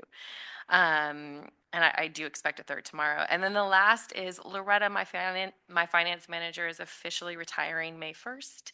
And so we're recruiting to fill her position. And that's up on our website and CalOps and CSMFO and GFOA and all the places. And that's going to be closing on February 22nd. So she's been here over 25 years and I'm not at all scared. So anyway, with that, I'm available for questions. Do we have any questions? Okay, I guess we're going to move on to our general manager's report. I actually do have a few things. So first, our next meeting 2 weeks from today is, we're hoping you guys are available at 5:30 to meet at Rancho Potrero. And the main reason is that we want to do, a little bit of a tour of the ranch, but then get to the newly lit small arena while it is dark, so that you guys can appreciate it if you haven't been out there to really look at it. And then because we do want to make the next meeting like a goal setting meeting, and we've met all over the place in the community, we were hoping maybe just pop in at Dos Pinos Center and just take the room there and have our board meeting there. I think we might have one closed session item to address, hopefully. And then otherwise it would be our goal setting and strategic planning meetings. So that was the part I was wanting to talk about. So I do want you guys to maybe pull this out of your packet and just kind of look it over and think about those goals that we've had and what, more importantly, you want to add to the list moving forward. And then ultimately it'd be great to have maybe 10 priority goals, but right now it's, I don't know, maybe 18 or something. But I was thinking the same thing. If I had to suggest for next 2 weeks from now, it's, if we're going to have goals, some of them I have on here, and I was part of making some of this, was engage, train, support CRPD staff. Well, that is kind of like what we do all the time. I know I specifically asked for it because it was a priority, because we did have so many new staff in such a short amount of time. But I like to check stuff off the list. So if we know it's just kind of ongoing, it's hard to check that off the list, because I that's never done. So so that's part of talking about goals. As you think about your goals, what is it? SMART goals. We have an acronym that Rochelle knows. I don't know, but it's anyway. And then your strategic plan. So take a look at this. If you don't actually have a hard copy, we can get you a hard copy, but it is on our website.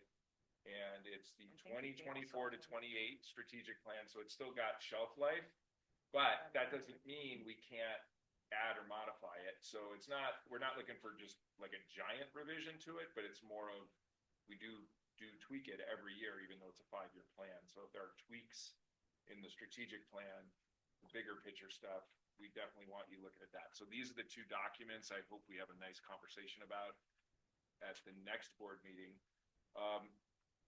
And then looking at projecting out our calendar, the March 5th meeting, we right now don't have any pressing action items that staff feels like we need to put on there. So right now, it could change, but right now we might suggest we may not need that meeting, March 5th, a month from today. But we'll see if anything comes up in the next week or two, but it's possible at the next meeting we might go, we don't really actually need to have a meeting on March 5th, so that could happen.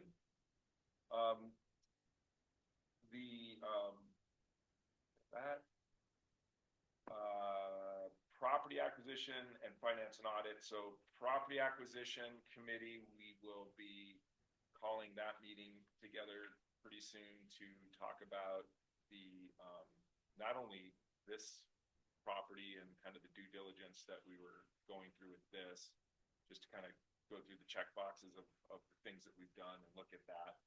But we, you know, we have shared that the city is interested in disposing of 524 Jantz Road, which is the you know, city park or city landscaped area that is right off Jantz Road by the hospital, across the street from the hospital. But so we'll have that to talk about. And then finance and audit, I think we're going to bring the financial advisor recommendation to that committee to then bring to the full board. So those are the big board things. We actually have, and I don't think it's worthy of a committee. It's an issue that has come up regarding youth sports, our current policy, and AYSO. So I actually think we might ask Chuck and Marissa to address a issue that we know is coming that is going to maybe create some discussion in the broader soccer community world, and kind of wanted to run that through them with our current policy and what we would do following our current policy. So you guys can brace yourself for that conversation. I've got many texts and phone calls. There's drama in the soccer world. If you guys are cool with that, I heard you guys were really dramatic. so it'll be interesting how this rolls. So and then just finally, I just want to mention, because we did talk about trees. If you haven't seen the news, the gold spotted oak borer is here. I think the last article I've actually seen published said it was in Simi, but I think we've identified it actually in the Conejo now. So that's really bad, fatal to trees, and you have to the only remedy is to chop the tree down and chop it up into little bits and solarize it. Gold spotted oak borer. It loves. It's oak trees. It's the agrifolia, right? It's not the valley of the coast live oak. Yeah, it likes the coast live oaks. So it's not good. That's it. I'm available for questions. And we do have a need for closed session. We're going into closed session. Yeah. So, and we expect we'll have closed session. Okay. Any questions? All right, let's do our director's report. Director Orozco?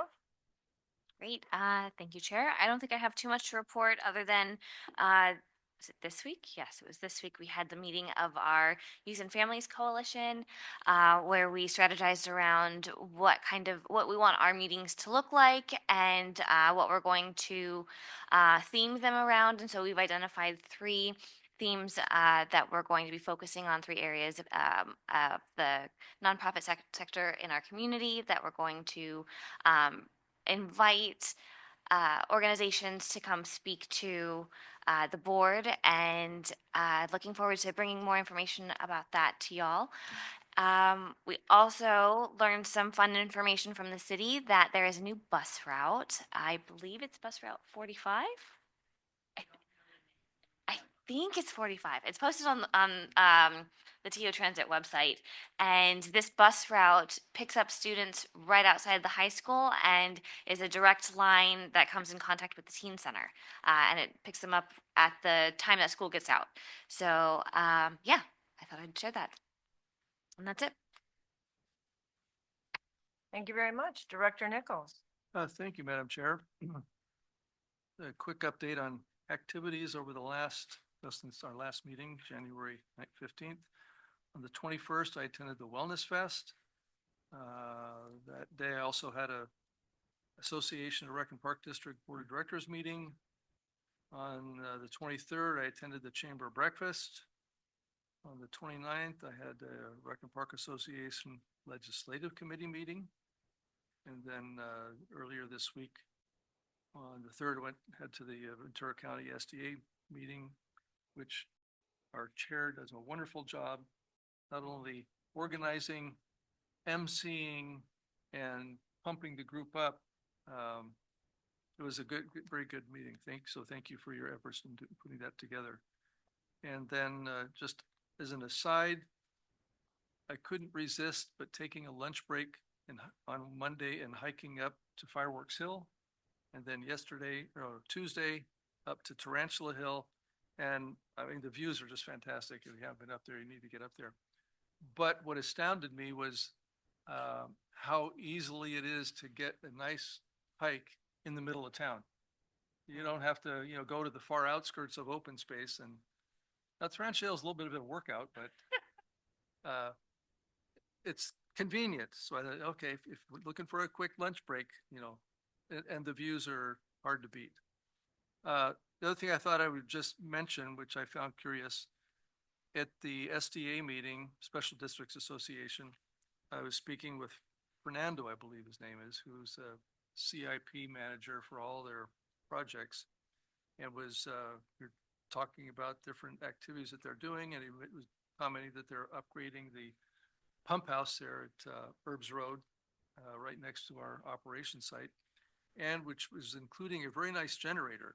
So I asked him if he could include an outlet that we could use to connect up our facilities, and he chuckled at that, but I thought, well, it'd be nice if we could have some type of a cooperative arrangement with them. So anyhow, just saying, you want to be good partners, that would be another way to work that out.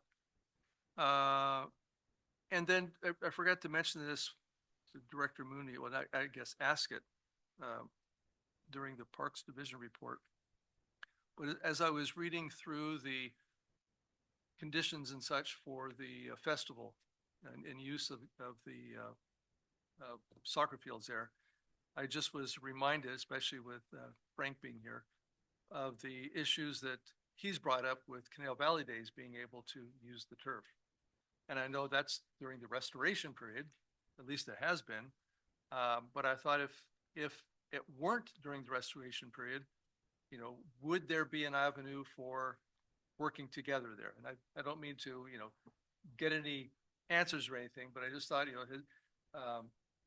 to try and find some middle ground where he can expand what he's trying to do, but the soccer fields are not suffering consequences as a result. So anyhow, just kind of throw that out there. I was going through my mind, and if there's some way that can be, and I don't know, you guys may have already had those discussions. Sure. I don't know, but yeah, and then just to add to that, it's the like you all know, and the community knows, very well used park system. So it's like Brian mentioned, one weekend, right?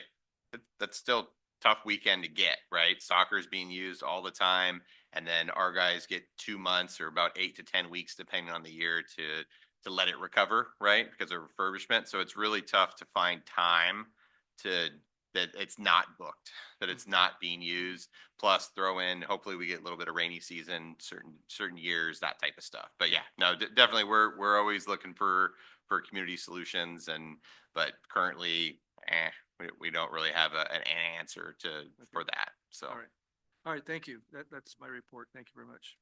Thank you, Director Nichols. Director Buss.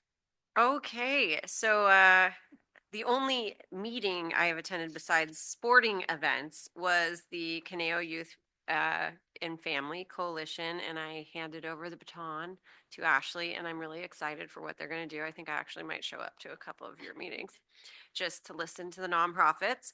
But so otherwise, I have been at Dos Vientos for basketball. Staff was amazing there. They gave me an ice pack. We had a girl who jammed her finger and got slapped in the face. So they were on it. I appreciate that. Pepper Tree flag football ended. Our team got second place. Okay. We should have gotten first. They got beat by the 5th and 6th grader team, and this was the 7th and 8th graders. And let me tell you, they were pretty humiliated. But they did get second place. All-Star 12U girls, okay, this is big news. TO went versus TO because they both went 8 games undefeated, okay, in the 2-weekend tournament. And so they are both going to, instead of us going to Long Beach for a soccer tournament, we get to go to Bakersfield. I know you're all jealous. I know. Yeah, yeah, I can't wait for that in a couple of weekends. I'll let you know how that goes. So track season just started. I also have a child now doing track. So it was really interesting. On Wednesday night, they were doing their practice. Yeah, yesterday. They were practicing long jump at Borchard in that front field, jumping into the volleyball. Yeah, I was like, oh, that's pretty smart actually. So, yeah, so they're like making their rounds basically, I guess, to try and get their park time, their track time in. They're going back to Pepper Tree tomorrow. And then also soccer at Borchard, equestrian park, the weed abatement or the looks great. I thought they were going to leave the big clovers, but now everything is whacked down and that's looking really good. And I did hike the Los Robles trails with some girlfriends, went out there. It is absolutely beautiful. I cannot believe it's like just so green and gorgeous. And it was really pretty. So that's it. I've just been, hey, besides working and everything else, this is what I do on the weekends, if you guys are ever wondering, or during the week, just perusing the facilities and parks. I'm glad your daughter still has time. I saw her riding her bike down Columbia, so apparently she still sees her horse periodically too. Oh yeah, no, they ride 4 days a week, still using the facilities. Yeah, it's a lot. All right, well, I'm going to briefly react first to a couple of the comments made by other board members. First of all, you commented or complained about climbing Tarantula Hill. Oh. I don't know if you're aware, but I don't know if they still do it or not, but the TO high school cross-country coaches used to take their boys out there and they would do anywhere between 5 and 10 reps up Tarantula Hill, walk down, up Tarantula Hill, walk down, up Tarantula Hill, walk down. So well, there was a gal that had hiked 3 times while I was doing my work. Like I cheered her on. Yeah. You're like, oh, you're going by again. And AYSO area playoffs, yeah, we always used to tell the coaches, the good news is you won area playoffs. The bad news is you're going to Bakersfield. So, ooh, yeah. And about the only Park District related thing, well, there are two. I did attend the Wellness Fest over at the Global Center on the 21st. And Julie and everybody over there were just absolutely thrilled. The best they could tell is probably the best attendance they've had at the event. They've more vendors. They're sort of running out of space for their vendors. So I know in the past, I don't know if it was during or right after COVID where they expanded out in the parking lot, but I suspect in the future they might have to expand out there. But it was a neat event and whole variety of vendors there, which was pretty interesting. And then this week we opened the CSVP tax program over at Conejo Creek South 5 days a week and the Newbury Park Library 1 day a week. We're really excited because we now have 42 volunteer tax preparers, which is, and it includes 14 new preparers. Now, I've been doing this for, I don't know, 6 or 7 or 8 years. And the best we've ever seen before was maybe 5 new preparers. So having 14 new preparers, and these are enthusiastic and pretty talented people. So those of us who've been doing it for a while can just cut back and, once or twice a week show up. But Monday was pretty amazing. I guess everybody wanted to get their taxes done the very first day because they had 60 some people. They had people showing up at 7 o'clock in the morning for 8:30 opening time to get their taxes done. So, but we did it. Well, I should say they did. I wasn't there on Mondays. So, but yeah, we're off and running and trying to figure out the what do they call it? The wonderful new bill or the big beautiful bill. whatever the bill that passed last year is and all the new tax rules we have to deal with. So anyway, that's it. Thank you. Well, in our house, we judge how steep something is by Tarantula Hill. I'll go hiking with my hiking group and Harvey won't go and I'll go, you wouldn't have liked it. It was 4 tarantulas. And so, you know, that's just our terminology. It was a triple tarantula, you know, so whatever it is. So I was, of course, at the VCSDA. Everybody praises me. Was this your work, Raquel? Did you make this? Okay. So Raquel is really good at the graphics. If you see out those wonderful save the dates and newsletters and all of those things that go into VCSDA, it's Raquel. And dinner is Raquel. So I get up and pump people up, but she's definitely putting a lot of effort into VCSDA. So I really appreciate her. Also, I've kind of learned from that because, you know, we had a lot of setbacks this year, and every setback ended up being beneficial when I had to scramble to put something else together. So this last month, we had the executive director of the Ventura Transportation Commission speaking, and it was going to be at United Water, and they backed out. And I'm like, okay, thank you. It's hard to find places where you can do these. But then Gold Coast Transportation told us, you know, she had told me before she wanted to host something. They're not members. Said to her, do you want to host it? Yeah, we'll do it. They joined. And then to go along with the transportation talk, we got a whole tour of this bus facility with bus washes and all of this stuff. So it ended up really working out well together. So I thought, you know, sometimes what you think is a tragedy ends up being very good. I was also at the chamber breakfast, and I was at a Stagecoach Inn Museum board meeting. I also go to the Botanic Garden board meetings, but I never write those down. And I guess that's it. I don't really remember other things that I've done, but it seems like things have been moving along. So we're going to go into closed session, so you need to make a statement. Yes, we do have need for a closed session under Government Code Section 54-957, Public Employee Performance Evaluation, General Manager. No announcement is expected. And I guess. We need to cover, at least mention items 12 and 13 on the. Yeah, I was going to do it right now. I just forgot. So I better put my glasses back on. So I know, I understand. I know, I'm going to do that right now, So, do we have a request for status reports or any items for subsequent agendas? No? Is anyone waiting online? Do we have any items from the public? Thank goodness. So we're glad for that. We had a big So meeting now tonight. I'm going to adjourn this meeting All right. and we'll move into a conference room.